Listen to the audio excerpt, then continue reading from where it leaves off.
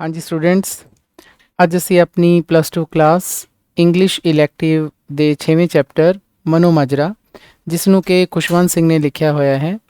ਇਸ ਚੈਪਟਰ ਦੀ ਆਪਾਂ ਐਕਸਪਲੇਨੇਸ਼ਨ ਅਤੇ ਐਨਾਲਿਸਿਸ ਕੰਟੀਨਿਊ ਕਰਾਂਗੇ। ਇਹ ਵੀਡੀਓ ਇਸ ਚੈਪਟਰ ਦੀ ਸੀਰੀਜ਼ ਦਾ ਸਾਡਾ ਦੂਸਰਾ ਵੀਡੀਓ ਹੋਏਗਾ। ਸਟੂਡੈਂਟਸ, ਅਸੀਂ ਆਲਰੇਡੀ ਮਨੋਮਾਜਰਾ ਚੈਪਟਰ ਸਟਾਰਟ ਕਰ ਲਿਆ ਹੈ।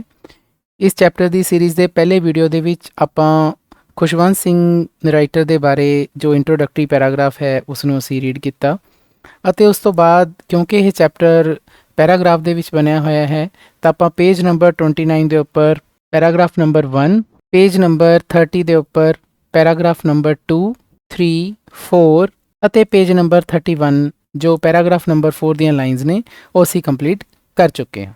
ਤਾਂ ਉਮੀਦ ਹੈ ਬੱਚਿਓ ਕਿ ਤੁਸੀਂ ਇੱਥੋਂ ਤੱਕ ਦਾ ਸਾਰਾ ਚੈਪਟਰ ਸਮਝ ਲਿਆ ਹੋਵੇਗਾ। ਜੇਕਰ ਤੁਹਾਡਾ ਇਹ ਵੀਡੀਓ ਮਿਸ ਹੋਇਆ ਹੈ ਤਾਂ ਮੈਂ ਤੁਹਾਨੂੰ ਟੌਪ ਰਾਈਟ ਕਾਰਨਰ ਦੇ ਉੱਪਰ ਇਸ ਵੀਡੀਓ ਦਾ ਲਿੰਕ ਪ੍ਰੋਵਾਈਡ ਕਰ ਰਿਹਾ ਹਾਂ ਤਾਂ ਕਿ ਤੁਸੀਂ ਚੈਪਟਰ ਦੇ ਬਾਕੀ ਐਕਸਪਲੇਨੇਸ਼ਨ ਦੇ ਵੀਡੀਓ ਨੂੰ ਦੇਖਣ ਤੋਂ ਪਹਿਲਾਂ ਇਸ ਦੇ ਪਹਿਲਾਂ ਵਾਲੇ ਟੈਕਸਟ ਨੂੰ ਚੰਗੀ ਤਰ੍ਹਾਂ ਜਾਣ ਲਓ। ਹਾਂਜੀ, 5th ਪੈਰਾਗ੍ਰਾਫ ਹੈ ਜੀ ਸਾਡਾ।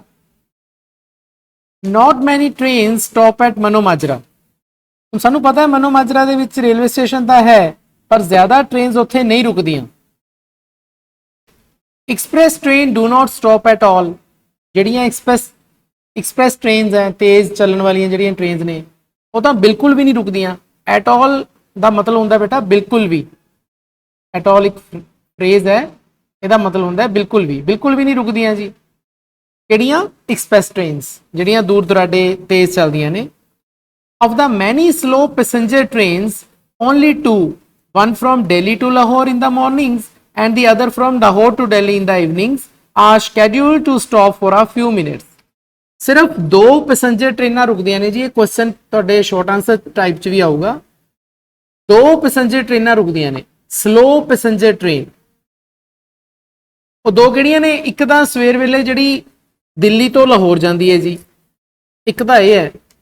ਫਿਰ ਈਵਨਿੰਗ ਨੂੰ ਸ਼ਾਇਦ ਉਹੀ ਵਾਪਸ ਆਂਦੀ ਹੈ।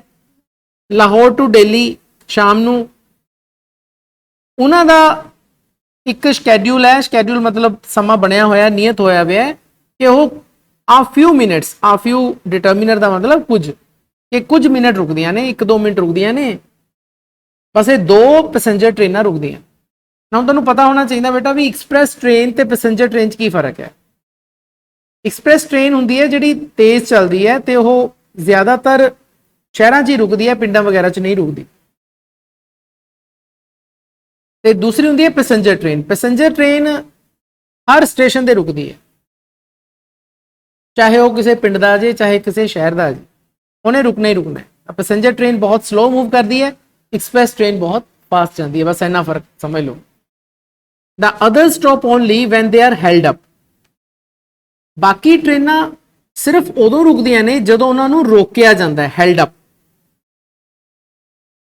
हेल्ड वर्ब ਦੀ ਫਾਰਮ ਹੈ ਜੀ। ਹੈਲਡ ਦਾ ਮਤਲਬ ਹੁੰਦਾ ਪਕੜਨਾ, ਲੇਕਿਨ ਜੇ ਆਪਾਂ ਹੈਲਡ ਦੇ ਪਿੱਛੇ ਅਪ ਲਾ ਦਈਏ ਇਹ ਵੀ ਫਰੇਜ਼ਲ ਵਰਬ ਬਣ ਜਾਂਦੀ ਹੈ।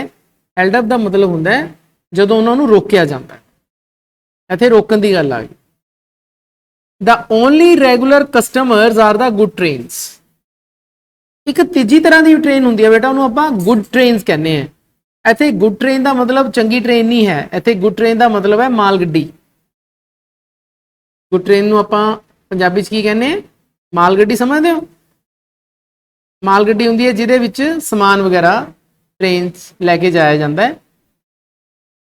ਤਾਂ ਉਹ ਮਨੋਮਾਜਰਾ ਦੀਆਂ ਰੈਗੂਲਰ ਕਸਟਮਰਸ ਨੇ। ਰੈਗੂਲਰ ਕਸਟਮਰ ਦਾ ਮਤਲਬ ਜਿਹੜਾ ਅਜਿਹਾ ਕਸਟਮਰ ਰੋਜ਼ ਆਉਂਦਾ ਜਿਹੜਾ, ਤਾਂ ਉਸ ਨੂੰ ਆਪਾਂ ਰੈਗੂਲਰ ਕਸਟਮਰ ਕਹਿੰਦੇ ਆ। ਗਾਹਕ ਜਿਹੜਾ ਰੋਜ਼ ਆਵੇ।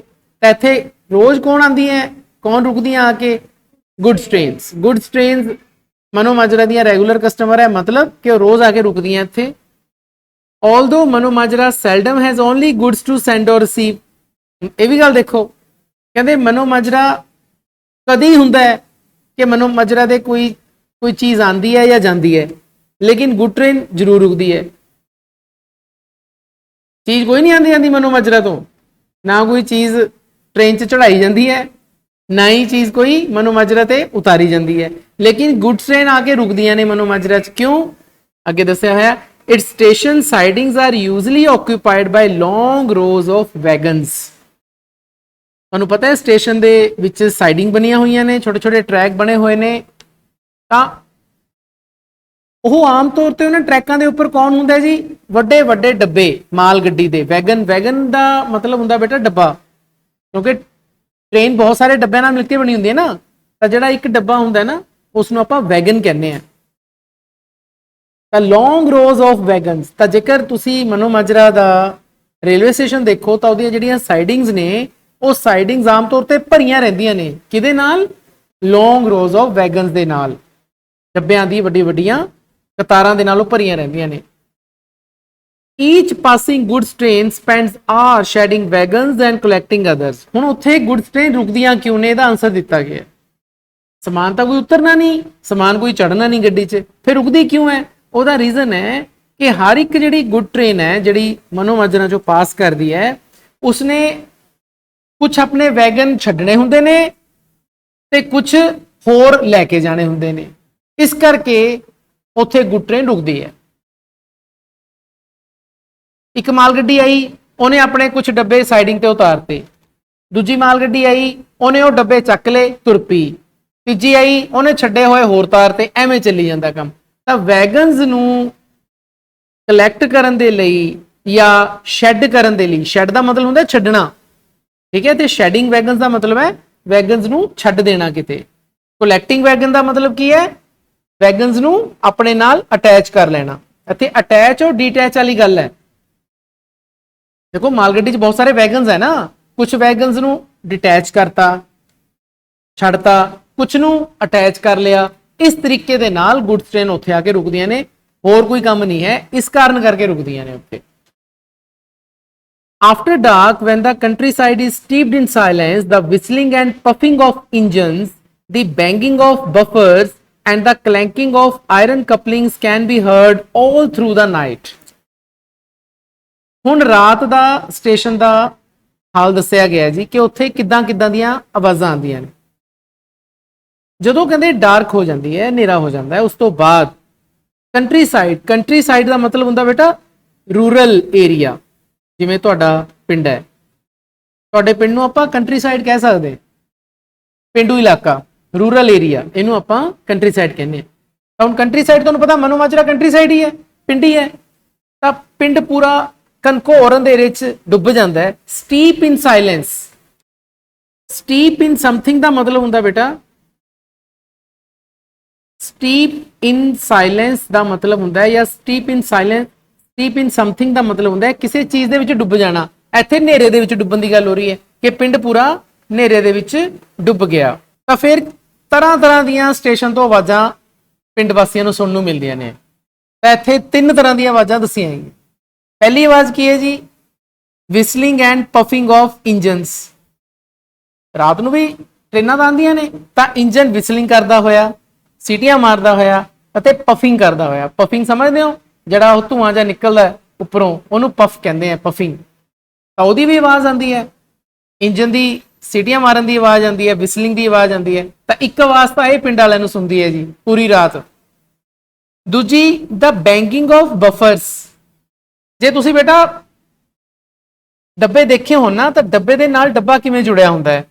ਉਹ ਦੋ ਨਾ ਗੋਲੇ ਜਿਹੇ ਹੁੰਦੇ ਨੇ, ਇਹ ਐ ਆ ਕੇ ਜੁੜੇ ਹੁੰਦੇ ਨੇ, ਫਿਰ ਕਪਲਿੰਗ ਕਰਤੀ ਜਾਂਦੀ ਹੈ ਇਸ ਤਰੀਕੇ ਦੇ ਨਾਲ ਨਾ, ਐਵੇਂ ਜੁੜਿਆ ਹੁੰਦਾ ਉਹ ਡੱਬਾ। ਉਹ ਇੱਥੇ ਇੱਕ ਗੋਲਾ ਜਿਹਾ ਬਣਿਆ ਹੁੰਦਾ, ਉਹਦੇ ਜਾ ਕੇ ਐ ਕਰਕੇ ਵੱਜਦੇ ਆ, ਉਹਨੂੰ ਕਹਿੰਦੇ ਜੀ ਬਫਰ। ਤਾਂ ਜਦੋਂ ਨੈਚੁਰਲੀ ਟ੍ਰੇਨ ਚੱਲ ਰਹੀ ਹੁੰਦੀ ਹੈ ਤਾਂ ਬਫਰ ਆਪਸ ਚ ਖੜਕਦੇ ਆ, ਇਸ ਤਰ੍ਹਾਂ ਐ ਜਾ ਕੇ ਵੱਜਦੇ ਆ ਇੱਕ ਦੂਜੇ 'ਚ, ਤਾਂ ਉਹਨੂੰ ਬੈਂਕਿੰਗ ਆਫ ਬਫਰ ਕਿਹਾ ਹੈ। ਡੱਬਿਆਂ ਦੇ ਵਿਚਕਾਰ ਜਿਹੜੇ ਬਫਰ ਬਣੇ ਹੁੰਦੇ ਨੇ, ਜਿਸ ਦੇ ਨਾਲ ਇੱਕ ਡੱਬਾ ਦੂਜੇ ਡੱਬੇ ਦੇ ਨਾਲ ਜੁੜਿਆ ਹੁੰਦਾ ਹੈ, ਤਾਂ ਉਹ ਆਪਸ 'ਚ ਇੱਕ ਦੂਜੇ ਨਾਲ ਟਕਰਾਉਂਦੇ ਹੈ। ਬੈਂਕਿੰਗ ਦਾ ਮਤਲਬ ਟਕਰਾਣਾ, ਤਾਂ ਬਫਰ ਦੇ ਟਕਰਾਉਣ ਦੀ ਆਵਾਜ਼ ਵੀ ਪਿੰਡ ਵਾਸੀਆਂ ਨੂੰ ਸੁਣਦੀ ਹੈ। ਤੇ ਤੀਸਰੀ ਆਵਾਜ਼ ਕਾਹਦੀ ਹੈ? ਕਲੈਂਕਿੰਗ ਆਫ ਆਇਰਨ ਕਪਲਿੰਗਸ। ਜਦੋਂ ਕਪਲਿੰਗ ਹੁੰਦੀ ਹੈ, ਡੱਬਾ ਜੁੜਿਆ ਉਤਰਿਆ, ਉਹ ਕਪਲਿੰਗ ਡੀਕਪਲਿੰਗ ਹੁੰਦੀ ਹੈ, ਤਾਂ ਉਹਦੀ ਆਵਾਜ਼ ਵੀ, ਕਲੈਂਕਿੰਗ ਦਾ ਮਤਲਬ ਆਵਾਜ਼, ਤਾਂ ਉਹਦੀ ਆਵਾਜ਼ ਵੀ ਪਿੰਡ ਵਾਸੀਆਂ ਨੂੰ ਸਾਰੀ ਰਾਤ ਸੁਣੀ ਜਾਂਦੀ ਹੈ, all through the night। ਦੇਖੋ ਸਾਡਾ 6th ਪੈਰਾ ਹੈ, 5 ਅਸੀਂ ਕਰ ਚੁੱਕੇ ਕਿ all this had made Mano Majra very conscious of trains। ਹੁਣ 5ਵੇਂ ਪੈਰੇ ਸਾਨੂੰ ਬੇਟਾ ਪਤਾ ਚੱਲਿਆ ਕਿ ਮਨੋ ਮਾਜਰਾ 'ਚ ਜਿਹੜਾ ਰੇਲਵੇ ਸਟੇਸ਼ਨ ਹੈ ਉੱਥੇ ਟ੍ਰੇਨਸ ਕਿਹੜੀਆਂ ਰੁਕਦੀਆਂ, ਕਿਹੜੀਆਂ ਨਹੀਂ ਰੁਕਦੀਆਂ, ਕਿੱਦਾਂ ਦੀਆਂ ਨੇ। ਸਾਨੂੰ ਪਤਾ ਲੱਗਿਆ ਕਿ ਪੈਸੇਂਜਰ ਟ੍ਰੇਨ ਰੁਕਦੀ ਹੈ ਸਵੇਰ ਵੇਲੇ, ਫਿਰ ਸ਼ਾਮ ਵੇਲੇ ਉਹੀ ਮੁੜਦੀ ਟ੍ਰੇਨ ਜਿਹੜੀ ਦਿੱਲੀ ਲਾਹੌਰ ਜਾਂਦੀ ਹੈ, ਲਾਹੌਰ ਦਿੱਲੀ ਜਾਂਦੀ ਹੈ, ਰੁਕਦੀ। ਤੇ ਸਾਨੂੰ ਇਹ ਪਤਾ ਲੱਗਿਆ ਕਿ ਜਿਹੜੀ ਐਕਸਪ੍ਰੈਸ ਟ੍ਰੇਨ ਹੈ ਜਾਂ ਜਿਹੜੀ ਮੇਲ ਟ੍ਰੇਨ ਹੈ ਉਹ ਕੋਈ ਰੁਕਦੀ ਨਹੀਂ, ਤੇ ਇੱਕ ਗੁੱਡਸ ਟ੍ਰੇਨ ਰੁਕਦੀਆਂ ਨੇ। ਤੇ ਗੁੱਡਸ ਟ੍ਰੇਨ ਕਾਹਦੇ ਲਈ ਰੁਕਦੀਆਂ ਨੇ? ਕਿਉਂਕਿ ਉਹਨਾਂ ਨੇ ਸ਼ੰਟਿੰਗ ਕਰਨੀ ਹੁੰਦੀ ਹੈ। ਤੇ ਸਾਰਾ ਸਾਨੇ ਪੰਜਵੇਂ ਪੈਰੇ 'ਚ ਪੜ੍ਹਿਆ। ਹੁਣ ਜਿਹੜੇ ਅਗਲੇ ਪੈਰੇ ਹੈ ਨਾ, ਇਹ ਬੜੇ ਇੰਟਰਸਟਿੰਗ ਹੈ। ਇਹਦੇ 'ਚ ਇਹ ਦੱਸਿਆ ਹੋਇਆ ਹੈ ਕਿ ਜਿਹੜੇ ਮਨੋਮਾਜਰੀਅਨ ਨੇ, ਮਨੋਮਾਜਰਨਸ ਜਿਹਨੂੰ ਕਿਹਾ ਮਨੋ ਮਾਜਰੀਏ, ਉਹਨਾਂ ਦੀ ਲਾਈਫ ਟ੍ਰੇਨਸ ਦੇ ਨਾਲ ਆਉਣ ਜਾਣ ਨਾਲ ਕਿਵੇਂ ਜੁੜੀ ਹੋਈ, ਬੜੀ ਇੰਟਰਸਟਿੰਗ ਹੈ। ਦੇਖੋ ਖੁਸ਼ਵੰਤ ਸਿੰਘ ਨੇ ਬੜੀ ਵਧੀਆ ਤਸਵੀਰ ਪੇਸ਼ ਕੀਤੀ ਹੈ। ਪੁਰਾਣਾ ਪਿੰਡ ਹੈ, ਪੁਰਾਣਾ ਸਮਾਂ, ਤੇ ਇਹ 47 ਤੋਂ ਪਹਿਲਾਂ ਦੀ ਟਾਈਮ ਦਾ ਸਮਾਂ। ਹੁਣ ਤੁਹਾਨੂੰ ਪਤਾ ਉਹਨਾਂ ਦਿਨਾਂ ਦੇ ਵਿੱਚ ਇੰਨਾ ਜ਼ਿਆਦਾ ਪਿੰਡਾਂ ਦੇ ਵਿੱਚ ਜਿਵੇਂ ਤੁਸੀਂ ਕਹਿੰਦੇ ਹੋ ਕਿ ਇਲੈਕਟ੍ਰਿਸਿਟੀ ਦੀ ਪਹੁੰਚ ਨਹੀਂ ਸੀ, ਜਾਂ ਕਾਫੀ ਜ਼ਿਆਦਾ ਪਿਛੜੇ ਹੋਏ ਪਿੰਡ ਸੀ ਉਹਨਾਂ ਦਿਨਾਂ 'ਚ। ਤਾਂ ਉਹਨਾਂ ਨੇ ਕਿਸ ਤਰੀਕੇ ਦੇ ਨਾਲ ਆਪਣੀ ਜ਼ਿੰਦਗੀ ਨੂੰ ਢਾਲ ਰੱਖਿਆ ਸੀ ਟ੍ਰੇਨਾਂ ਦੇ ਆਉਣ ਜਾਣ ਨਾਲ, ਤਾਂ ਇੱਥੋਂ ਪਤਾ ਲੱਗਦਾ। ਦੇਖੋ 6ਵਾਂ ਪੈਰਾ ਦੇਖੋ, ਕਹਿੰਦੇ ਜਿਹੜੇ ਮਨੋ ਮਾਜਰਾ ਜਿਹੜਾ ਸੀ ਨਾ, ਉਹ ਬਹੁਤ ਜ਼ਿਆਦਾ ਟ੍ਰੇਨਸ ਦੇ ਪ੍ਰਤੀ ਕੌਨਸ਼ੀਅਸ ਸੀ। ਕੌਨਸ਼ੀਅਸ ਦਾ ਮਤਲਬ ਹੁੰਦਾ ਬੇਟਾ ਸੁਚੇਤ ਹੋਣਾ, ਜਾਂ ਆਪਾਂ ਇੰਗਲਿਸ਼ 'ਚ ਉਹਨੂੰ ਕਹਿੰਦੇ ਆ ਅਵੇਅਰ ਹੋਣਾ। ਕਿ ਮਨੋ ਮਾਜਰਾ ਟ੍ਰੇਨਸ ਦੇ ਪ੍ਰਤੀ ਬੜਾ ਅਵੇਅਰ ਸੀ ਕਿ ਟ੍ਰੇਨ ਕਦ ਆ ਰਹੀ ਹੈ, ਕਦੇ ਜਾ ਰਹੀ ਹੈ, ਪੂਰਾ ਪਤਾ ਰਹਿੰਦਾ ਸੀਗਾ ਮਨੋ ਮਾਜਰੇ ਵਾਲਿਆਂ ਨੂੰ। Before daybreak, the mail train rushes through on its way to Lahore, and as it approaches the bridge, the driver invariably blows 2 long blasts of the whistle. Daybreak ਦਾ ਮਤਲਬ ਹੁੰਦਾ ਬੇਟਾ dawn, DAWN। dawn ਦਾ ਮਤਲਬ ਹੁੰਦਾ ਹੈ ਜਦੋਂ ਸੂਰਜ ਚੜ੍ਹਦਾ ਹੈ ਨਾ, ਚੜ੍ਹਨ ਦੇ ਸਮੇਂ ਨੂੰ dawn ਜਾਂ daybreak ਕਿਹਾ ਜਾਂਦਾ। ਜਦੋਂ ਸੂਰਜ ਚੜ੍ਹਦਾ ਹੈ ਸਵੇਰੇ ਸਵੇਲੇ, ਜਿਹਨੂੰ ਆਪਾਂ ਪੋਹ ਫੁੱਟਣਾ ਵੀ ਕਹਿੰਦੇ ਆ ਪੰਜਾਬੀ 'ਚ, ਹੈ ਨਾ। ਤਾਂ ਕਹਿੰਦੇ ਪੋਹ ਫੁਟਾਲੇ ਤੋਂ ਪਹਿਲਾਂ ਇੱਕ ਮੇਲ ਟ੍ਰੇਨ ਆਉਂਦੀ ਸੀ ਜੀ, ਰਸ਼ਿਜ਼ ਥਰੂ, ਤੇਜ਼ੀ ਨਾਲ ਆਉਂਦੀ ਸੀ, on its way to Lahore ਜਾਣ ਲਈ, ਆਪਣੇ ਲਾਹੌਰ ਜਾਣ ਦੇ ਰਸਤੇ ਤੇ ਜਾਰੀ ਹੁੰਦੀ ਸੀ ਉਹ। ਅਤੇ ਜਿਵੇਂ ਹੀ ਇਹ ਬ੍ਰਿਜ ਦੇ ਉੱਪਰੋਂ ਦੀ ਲੰਘਦੀ, ਅਪਰੋਚ ਦਾ ਮਤਲਬ ਹੁੰਦਾ ਬੇਟਾ ਕਮਸ ਨੀਅਰ, ਜਿਵੇਂ ਹੀ ਇਹ ਨੇੜੇ ਪਹੁੰਚਦੀ ਬ੍ਰਿਜ ਦੇ, ਤਾਂ ਡਰਾਈਵਰ ਕੀ ਕਰਦਾ? ਇਨਵੇਰੀਏਬਲੀ ਵੈਸੇ ਐਡਵਰਬ ਹੁੰਦੀ ਹੈ, ਇਹਦਾ ਮਤਲਬ ਹੈ ਜੀ ਇੱਥੇ ਆਲਵੇਜ਼, ਹਮੇਸ਼ਾ। ਇਹ ਡਰਾਈਵਰ ਹਮੇਸ਼ਾ 2 ਲੰਬੀਆਂ ਵਿਸਲਾਂ ਵਜਾਉਂਦਾ ਇੰਜਨ ਦੀਆਂ। ਬਲੋਜ਼ ਦਾ ਮਤਲਬ ਵਜਾਉਣੀ, 2 ਲੌਂਗ ਬਲਾਸਟ, ਵੱਡੀ ਸਾਰੀ ਆਵਾਜ਼ ਆਫ ਦਾ ਵਿਸਲ ਦੀ ਵਜਾਉਂਦਾ ਹੈ ਇੰਜਨ ਦੀ। ਤੁਹਾਨੂੰ ਪਤਾ ਨਾ ਇੰਜਨ ਆਵਾਜ਼ਾਂ ਕਰਦਾ ਜਾਂਦਾ ਹੁੰਦਾ ਜਦੋਂ ਵੀ ਉਹਨੇ ਦੇਖੋ ਸਟੇਸ਼ਨ ਦੇ ਵਿੱਚੋਂ ਦੀ ਲੰਘਣਾ ਹੈ ਜਾਂ ਬ੍ਰਿਜ ਦੇ ਉੱਪਰੋਂ ਦੀ ਲੰਘਣਾ ਹੈ, ਤਾਂ ਇਹ ਡਰਾਈਵਰਸ ਨੂੰ ਇੰਸਟਰਕਸ਼ਨ ਹੁੰਦੀ ਹੈ ਕਿ ਉਹਨਾਂ ਨੇ ਵਿਸਲ ਵਜਾਣੀ ਹੈ। ਤਾਂ ਕਿੰਨੀਆਂ ਵਿਸਲ ਵੱਜਦੀਆਂ ਜੀ? 2। ਉਹਨਾਂ ਨੂੰ ਪਤਾ ਹੈ ਨਾ ਕਿ ਜਿਹੜੀ ਸਤਲੁਜ ਰਿਵਰ ਆ ਉਹਦੇ ਉੱਪਰ ਬ੍ਰਿਜ ਬਣਿਆ ਹੋਇਆ, ਆਪਾਂ ਪਹਿਲਾਂ ਪੜ੍ਹ ਚੁੱਕੇ। ਤਾਂ ਜਦੋਂ ਉਹ ਬ੍ਰਿਜ ਦੇ ਉੱਪਰੋਂ ਦੀ ਉਹ ਮੇਲ ਟ੍ਰੇਨ ਜਾਂਦੀ, ਤਾਂ ਡਰਾਈਵਰ 2 ਵਿਸਲਾਂ ਵਜਾਉਂਦਾ। ਹਾਲਾਂਕਿ ਉਸ ਮੇਲ ਟ੍ਰੇਨ ਨੇ ਸਟੇਸ਼ਨ ਤੇ ਨਹੀਂ ਸੀ ਰੁਕਣਾ ਹੁੰਦਾ, ਬਿਕੋਜ਼ ਮੇਲ ਟ੍ਰੇਨ ਕਿਹੜੀ ਟ੍ਰੇਨ ਹੈ? ਐਕਸਪ੍ਰੈਸ ਟ੍ਰੇਨ ਹੈ, ਇਹਨੇ ਸਟੇਸ਼ਨ ਤੇ ਨਹੀਂ ਰੁਕਣਾ। ਲੇਕਿਨ ਡਰਾਈਵਰ 2 ਵਿਸਲਾਂ ਵਜਾਉਂਦਾ। ਇਨ ਐਨ ਇੰਸਟੈਂਟ ਆਲ ਮਨੋ ਮਾਜਰਾ ਕਮਸ ਅਵੇ। ਇਨ ਐਨ ਇੰਸਟੈਂਟ ਫਰੇਜ਼ ਹੈ ਜੀ, ਇਹਦਾ ਮਤਲਬ ਹੈ ਉਸੇ ਸਮੇਂ, ਸੂਨ, ਜਲਦੀ ਹੀ, ਸੂਨ ਕਹਿ ਸਕਦੇ ਹੋ ਜਾਂ ਜਲਦੀ ਹੀ ਕਹਿ ਸਕਦੇ। ਇਨ ਐਨ ਇੰਸਟੈਂਟ ਕਹਿੰਦੇ ਜਲਦੀ ਹੀ ਮਨੋ ਮਾਜਰਾ ਜਾਗ ਉੱਠਦਾ, ਮਤਲਬ ਸਾਰੇ ਲੋਕ ਸੋਏ ਪਏ ਮਨੋ ਮਾਜਰੇ ਦੇ। ਜਿਵੇਂ ਹੀ ਉਹ 2 ਵਿਸਲਾਂ ਸੁਣਦੀਆਂ ਉਸ ਮੇਲ ਟ੍ਰੇਨ ਦੀਆਂ, ਮਨੋ ਮਾਜਰੀਏ ਜਾਗ ਜਾਂਦੇ ਸਾਰੇ। Crows began to caw in the Kikkar trees। ਕਾਂ ਜਿਹੜੇ ਸੀ ਕਾਂ ਕਰਨ ਲੱਗ ਜਾਂਦੇ ਕਿੱਕਰ ਦੇ ਦਰਖਤਾਂ ਦੇ ਉੱਪਰ ਬੈਠੇ। ਇੱਥੇ ਦੇਖੋ caw, CAW ਲਿਖਿਆ ਨਾ, ਇਹਦਾ ਮਤਲਬ ਹੁੰਦੀ ਹੈ ਕਾਂ ਕਰਨੀ ਪੰਜਾਬੀ 'ਚ। ਦੇਖੋ ਸੇਮ ਵਰਡ ਇੰਗਲਿਸ਼ 'ਚ ਐਵੇਂ ਲਿਆ ਹੋਇਆ, caw, CAW, ਵਰਬ ਹੈ ਇਹ। ਕਰੋਜ਼ ਵੀ ਦੇਖੋ ਉਸ ਇੰਜਨ ਦੀ ਵਿਸਲ ਦੇ ਨਾਲ ਹੀ ਕੌਂ ਕਰਦੇ ਸੀ, ਪਹਿਲਾਂ ਨਹੀਂ ਸੀ ਕਰਦੇ। ਇਹ ਤੁਸੀਂ ਮਾੜਾ ਜਿਹਾ ਨੋਟ ਕਰਿਓ। Bats fly back in long silent relays and begin to quarrel for their perches in the people। Bats ਦਾ ਮਤਲਬ ਹੁੰਦਾ ਬੇਟਾ ਚਮਗਾਦੜ, ਚਮਗਾਦੜਾਂ ਨੂੰ ਬੈਟਸ ਕਿਹਾ ਜਾਂਦਾ ਹੈ। ਹੁਣ ਚਮਗਾਦੜ ਤਾਂ ਤੁਹਾਨੂੰ ਪਤਾ ਬੇਟਾ ਰਾਤ ਨੂੰ ਜਾਗਦੇ ਨੇ, ਦਿਨ 'ਚ ਤਾਂ ਇਹ ਦਿਖਦੇ ਹੀ ਨਹੀਂ। ਤਾਂ ਰਾਤ ਨੂੰ ਇਹ ਕਿਤੇ ਗਏ ਹੁੰਦੇ ਸੀ, ਉਸ ਤੋਂ ਬਾਅਦ ਫਿਰ ਇਹ ਫਲਾਈ ਬੈਕ, ਉੜ ਕੇ ਵਾਪਸ ਆਉਂਦੇ ਇਨ ਲੌਂਗ ਸਾਇਲੈਂਟ ਰਿਲੇਜ਼। ਰਿਲੇ ਦਾ ਮਤਲਬ ਹੁੰਦਾ ਬੇਟਾ ਬਹੁਤ ਲੰਬੀ ਸਾਰੀ ਜਿਹੜੀ ਦੂਰੀ ਹੁੰਦੀ ਉਹਨੂੰ ਆਪਾਂ ਰਿਲੇ ਕਹਿੰਦੇ ਆ। ਰਿਲੇ ਦੌੜ ਵੀ ਹੁੰਦੀ ਹੈ। ਤਾਂ ਲੰਬੀ ਸਾਰੀ ਦੂਰੀਆਂ ਤੈਅ ਕਰਦੇ ਵਾਪਸ ਆਉਂਦੇ ਅਤੇ ਪੀਪਲ ਦੇ ਦਰਖਤਾਂ ਦੇ ਉੱਪਰ ਆ ਕੇ बैठन की कोशिश करते। परचीज का मतलब पहला भी आया सी, परच का मतलब होंगे बेटा टिकाणा, पंजाबी च आपां नूं कह सकते हैं कि उन्होंने अपने टिकाणे बनाए होंगे सी कित्थे, पिपल के दरख्तों पर। ਅਤੇ फिर उसते बैठन के लिए की करन लगते भी लड़न लगते। बिगिन टू क्वर्ल, क्वर्ल का मतलब होंगे बेटा लड़ना, लड़ना स्टार्ट कर देंगे, इत्थे मैं बैठूँ इत्थे मैं बैठूँ।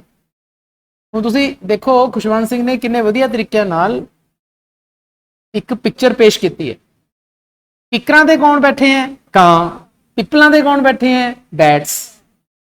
उन्होंने उत्थे टिकाणे बनाए हुए ने, कावां ने उत्थे टिकाणे बनाए हुए ने। इंजन की लॉन्ग विसल दे नाल, दो विसलों के नाल बैट्स भी वापस आ गए। बैट्स ने भी अपनी कंडीशनिंग करी हुई है भी जो उन्होंने विसल सुननी है उदों आप अपने पिपल वाले जेडे परचीज हैं टिकाने हैं उदों मुड़ना है। The mullah at the mosque knows that it is time for the morning prayer. हुण देखो इत्थे शब्द है बेटा मुला, मुला मौलवी नूं कहा जाता है।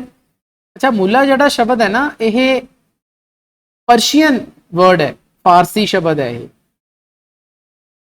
फारसी भाषा का जिन्होंने आप इंग्लिश परशियन कहने हैं, यदा वर्ड है जी ये मुला।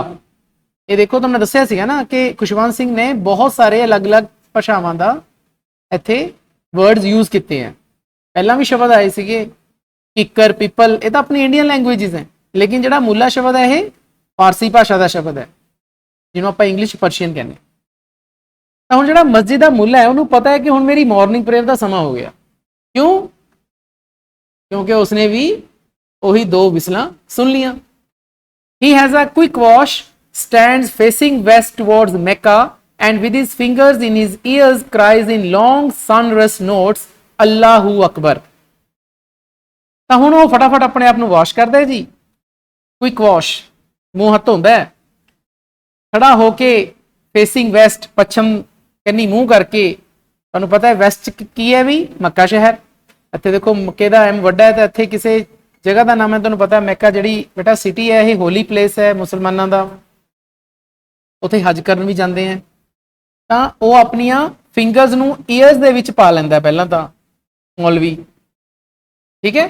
फिर उस तो बाद एक लंबी सारी सॉन्डरस नोट्स, सॉन्डरस का मतलब होंदा बेटा कि साउंड वाली कोई आवाज होवे ना, मतलब साउंड जिहदे च होवे उच्ची आवाज, उन्होंने आप सॉनरस कहने।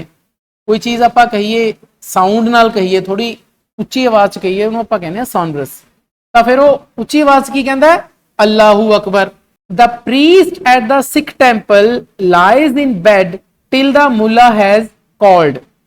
अच्छा अल्लाहू अकबर ना तुहाडा इहदे च भी आया है, मक्का भी आया, आप पढ़ लेने हैं। देखो मक्का की है कि city in Saudi Arabia the spiritual centre of Islam. Mecca एक बेटा सऊदी अरेबिया च सिटी है, सऊदी अरब इस्लाम का यह स्पिरिचुअल सेंटर है, मतलब कि वो आत्मिक केंद्र है जिथे कि मन्निया जाता है। जिमें आप हरमिंदर साहब जाने हैं, गोल्डन टैंपल जाने, तो एवं मुसलमानों का जोड़ा होली प्लेस है वो की है मक्का, यह सऊदी अरेबिया च है।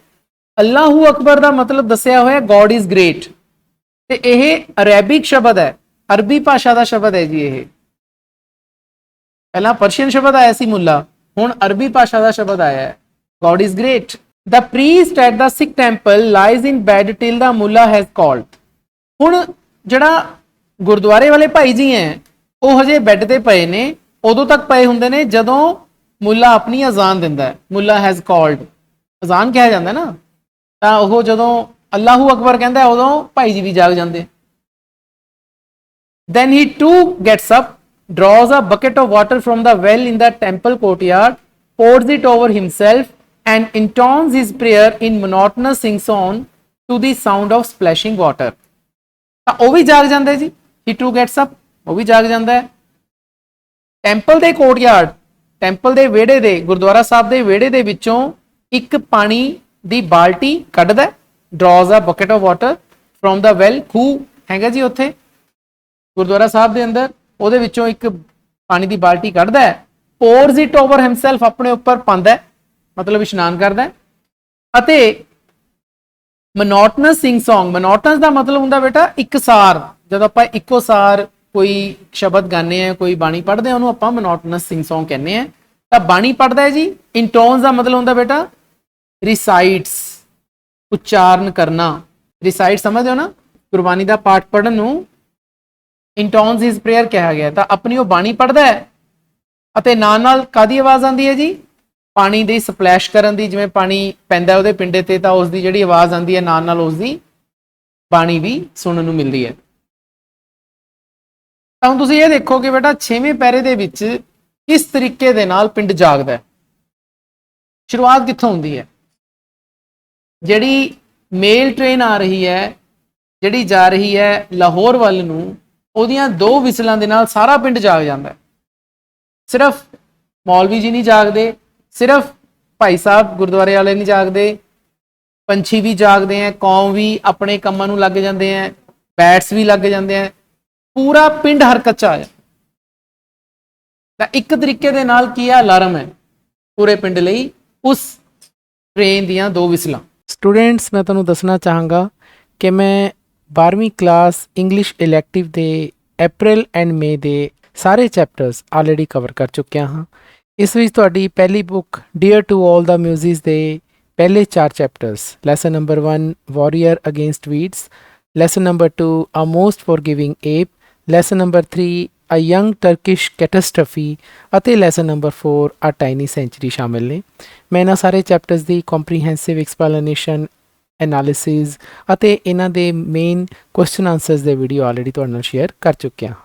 ਇਸੇ ਤਰ੍ਹਾਂ ਤੁਹਾਡੀ ਦੂਸਰੀ ਬੁੱਕ ਦ ਲਿਟਰੇਰੀ ਪੈਟਲਸ ਦੇ ਅਪ੍ਰੈਲ ਐਂਡ ਮਈ ਦੇ ਸਾਰੇ ਚੈਪਟਰਸ, ਜਿਨ੍ਹਾਂ ਦੇ ਵਿੱਚ ਪਹਿਲਾ chapter Hind Ki Chadar Shri Guru Tegh Bahadur, second chapter ਜੋ ਪੋਇਮ ਹੈ ਬਾਰਡਰ ਗਾਰਡਸ, ਥਰਡ ਚੈਪਟਰ ਇਹ ਵੀ ਪੋਇਮ ਹੈ my heart leaps when I behold, fourth chapter the gambling match ਅਤੇ ਪੰਜਵਾਂ ਚੈਪਟਰ ਜੋ ਕਿ ਇੱਕ ਪੋਇਮ ਹੈ ਦ ਕੁਆਲਿਟੀ ਆਫ ਮਰਸੀ।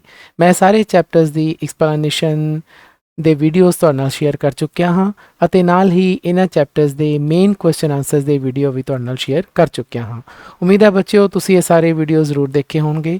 ਜੇਕਰ ਤੁਹਾਡੇ ਵੀਡੀਓਜ਼ ਮਿਸ ਹੋਏ ਹਨ ਤਾਂ ਮੈਂ ਤੁਹਾਨੂੰ ਸਕਰੀਨ ਦੇ ਟੌਪ ਰਾਈਟ ਕਾਰਨਰ ਦੇ ਉੱਪਰ +2 ਕਲਾਸ ਇੰਗਲਿਸ਼ ਇਲੈਕਟਿਵ ਦੀ ਪਲੇਲਿਸਟ ਦਾ ਲਿੰਕ ਪ੍ਰੋਵਾਈਡ ਕਰ ਰਿਹਾ ਹਾਂ, ਜਿਸ ਤੇ ਜਾ ਕੇ ਤੁਸੀਂ ਇਹ ਸਾਰੇ ਵੀਡੀਓਜ਼ ਦੇਖ ਸਕਦੇ ਹੋ। 7th ਪੈਰਾਗ੍ਰਾਫ ਹੈ ਜੀ ਸਾਡਾ, by the time the 10:30 morning passenger train from Delhi comes in, life in Mano Majra has settle down to its dull daily routine. 5ਵੇਂ ਪੈਰੇ ਦੇ ਵਿੱਚ ਆਪਾਂ ਇਹ ਦੇਖਿਆ ਸੀ ਕਿ ਇੱਕ ਪੈਸੇਂਜਰ ਟ੍ਰੇਨ ਰੁਕਦੀ ਹੈ, ਜਿਹੜੀ ਦਿੱਲੀ ਤੋਂ ਲਾਹੌਰ ਜਾਂਦੀ ਹੈ, ਸਵੇਰ ਵੇਲੇ ਰੁਕਦੀ ਹੈ ਤੇ ਫਿਰ ਲਾਹੌਰ ਤੋਂ ਦਿੱਲੀ ਜਾਣ ਵੇਲੇ ਵੀ ਉਹ ਸ਼ਾਮ ਨੂੰ ਰੁਕਦੀ ਹੈ, ਥੋੜੇ ਸੈਕਿੰਡਸ ਲਈ। ਪੜਿਆ ਸੀ ਨਾ ਆਪਾਂ ਨੇ, ਉਸੇ ਟ੍ਰੇਨ ਦਾ ਜ਼ਿਕਰ ਹੈ।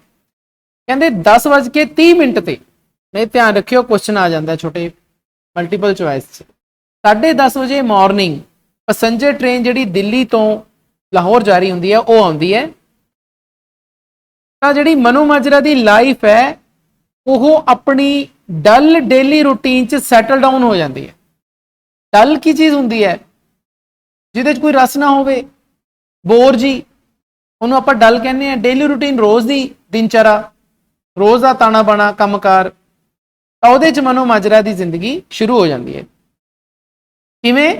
ਉਸ ਟ੍ਰੇਨ ਦੇ ਆਉਣ ਦੇ ਨਾਲ। ਉਹ ਵੀ ਵਿਸਲ ਵਜਾਉਂਦੀ ਹੋਣੀ, ਠੀਕ ਹੈ। ਟ੍ਰੇਨ ਆਈ 10:30 ਵਾਲੀ, ਪੈਸੇਂਜਰ ਟ੍ਰੇਨ ਆਈ, ਉਹਨੇ ਵਿਸਲ ਵਜਾਈ ਤੇ ਮਨੋ ਮਾਜਰੇ ਦੇ ਲੋਕਾਂ ਦੀ ਜਿਹੜੀ ਡੇਲੀ ਰੂਟੀਨ ਹੈ, ਡਲ ਡੇਲੀ ਰੂਟੀਨ, ਉਹ ਸ਼ੁਰੂ ਹੋ ਜਾਂਦੀ ਹੈ। ਹੁਣ ਤੁਸੀਂ ਇਹ ਦੇਖੋ ਕਿ ਖੁਸ਼ਵੰਤ ਸਿੰਘ ਉਹਨਾਂ ਦੀ ਡੇਲੀ ਰੂਟੀਨ ਨੂੰ ਡਲ ਕਹਿ ਰਹੇ ਨੇ। ਡਲ ਦਾ ਮਤਲਬ ਜਿਹਦੇ 'ਚ ਕੋਈ, ਆਪਾਂ ਰੋਜ਼ ਰੋਜ਼ ਬੇਟਾ ਇੱਕੋ ਕੰਮ ਕਰੀ ਜਾਈਏ, ਆਪਾਂ ਵੀ ਡਲ ਹੋ ਜਾਂਦੇ ਹਾਂ, ਬੋਰ ਹੋ ਜਾਂਦੇ ਹੈ ਨਾ। ਤਾਂ ਉਹੀ ਚੀਜ਼ ਹੈ। ਹੁਣ ਉਹ ਡੇਲੀ ਰੂਟੀਨ, ਡਲ ਡੇਲੀ ਰੂਟੀਨ ਕਿਹੜੀ ਹੈ? ਮੈਨ ਆਰ ਇਨ ਦਾ ਫੀਲਡਸ, ਆਦਮੀ ਖੇਤਾਂ ਚਲੇ ਜਾਂਦੇ ਨੇ।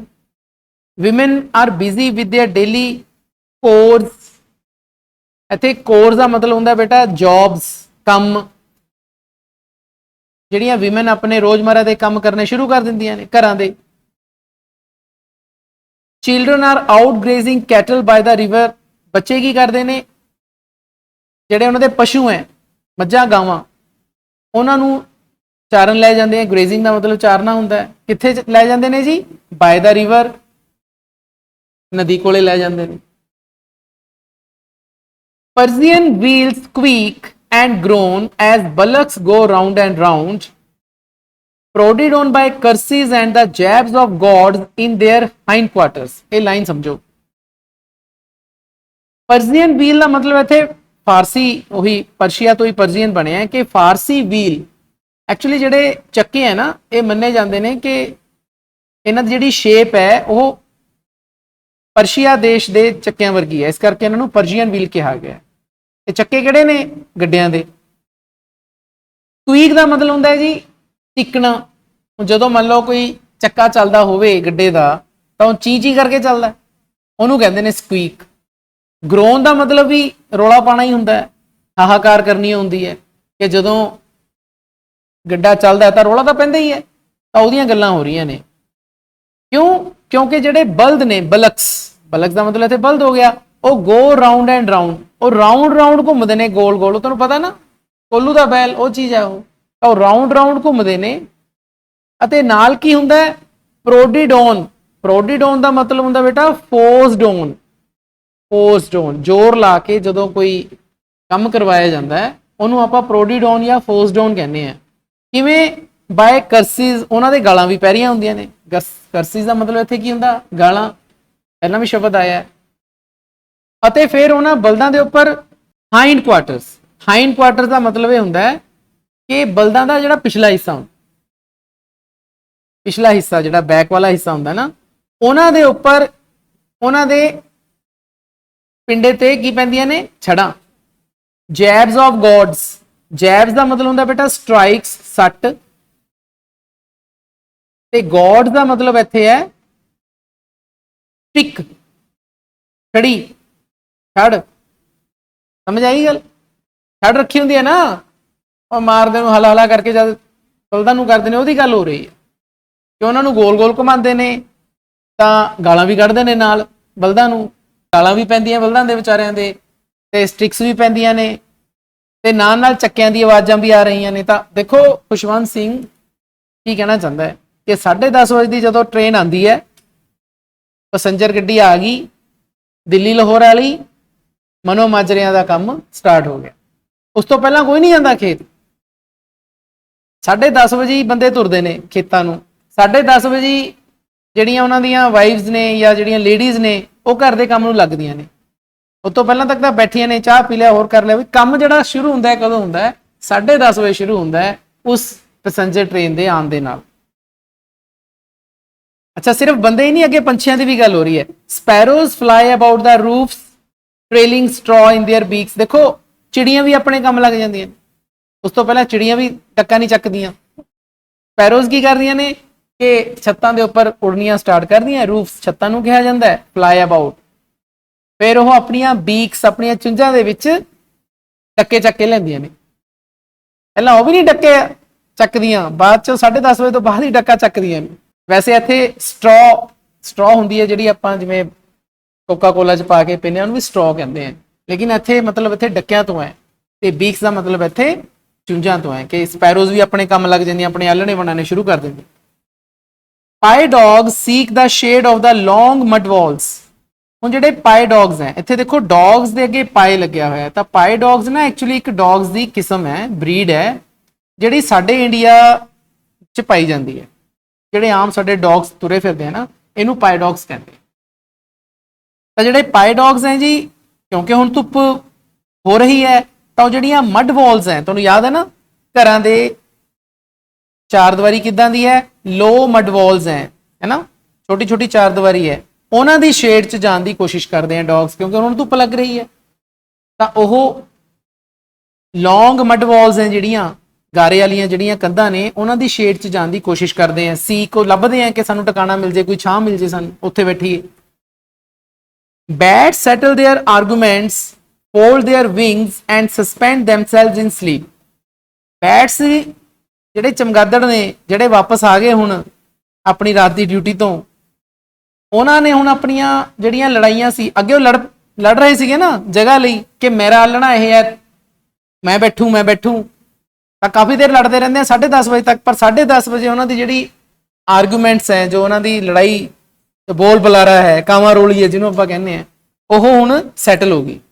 सब नूं अपने अपने टिकाणे मिल गए। फोल्ड देयर विंग्स, उन्होंने अपने हुण विंग्स फोल्ड कर ले, अपने खंभ ਇਕੱਠੇ ਕਰ ਲਏ ਅਤੇ ਹੁਣ ਉਹ ਸੌਣ ਚਲੇ ਗਏ। ਸਸਪੈਂਡ ਦੈਮਸੈਲਵਸ ਇਨ ਸਲੀਪ। ਤੁਹਾਨੂੰ ਪਤਾ ਹੈ ਬੈਟਸ ਦਿਨ 'ਚ ਸੌਂਦੇ ਨੇ, ਰਾਤ ਨੂੰ ਰੌਲਾ ਪਾਉਂਦੇ ਨੇ, ਆਹੀ ਕੰਮ ਕਰਦੇ ਨੇ ਉਹ। ਉਹਨਾਂ ਦੀ ਰਾਤ ਸ਼ੁਰੂ ਹੋ ਗਈ ਬੈਟਸ ਦੀ ਕਿੰਨੇ ਵਜੇ?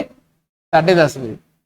ਤਾਂ ਬੇਟਾ ਦੇਖੋ ਕਿੰਨਾ ਸੋਹਣਾ 7ਵਾਂ ਪੈਰਾ ਹੈ। 7ਵੇਂ ਪੈਰੇ ਦੇ ਵਿੱਚ ਇਹ ਦੱਸਿਆ ਗਿਆ ਹੈ ਕਿ ਮਨੋ ਮਾਜਰੀਏ ਆਪਣੀ ਦਿਨਚਰਿਆ ਜਿਹੜੀ ਦਿਨ ਡੇਲੀ ਰੂਟੀਨ ਹੈ ਉਹਨੂੰ ਕਿਸ ਤਰ੍ਹਾਂ ਸ਼ੁਰੂ ਕਰਦੇ ਨੇ, ਕਦੋਂ ਸ਼ੁਰੂ ਕਰਦੇ ਨੇ।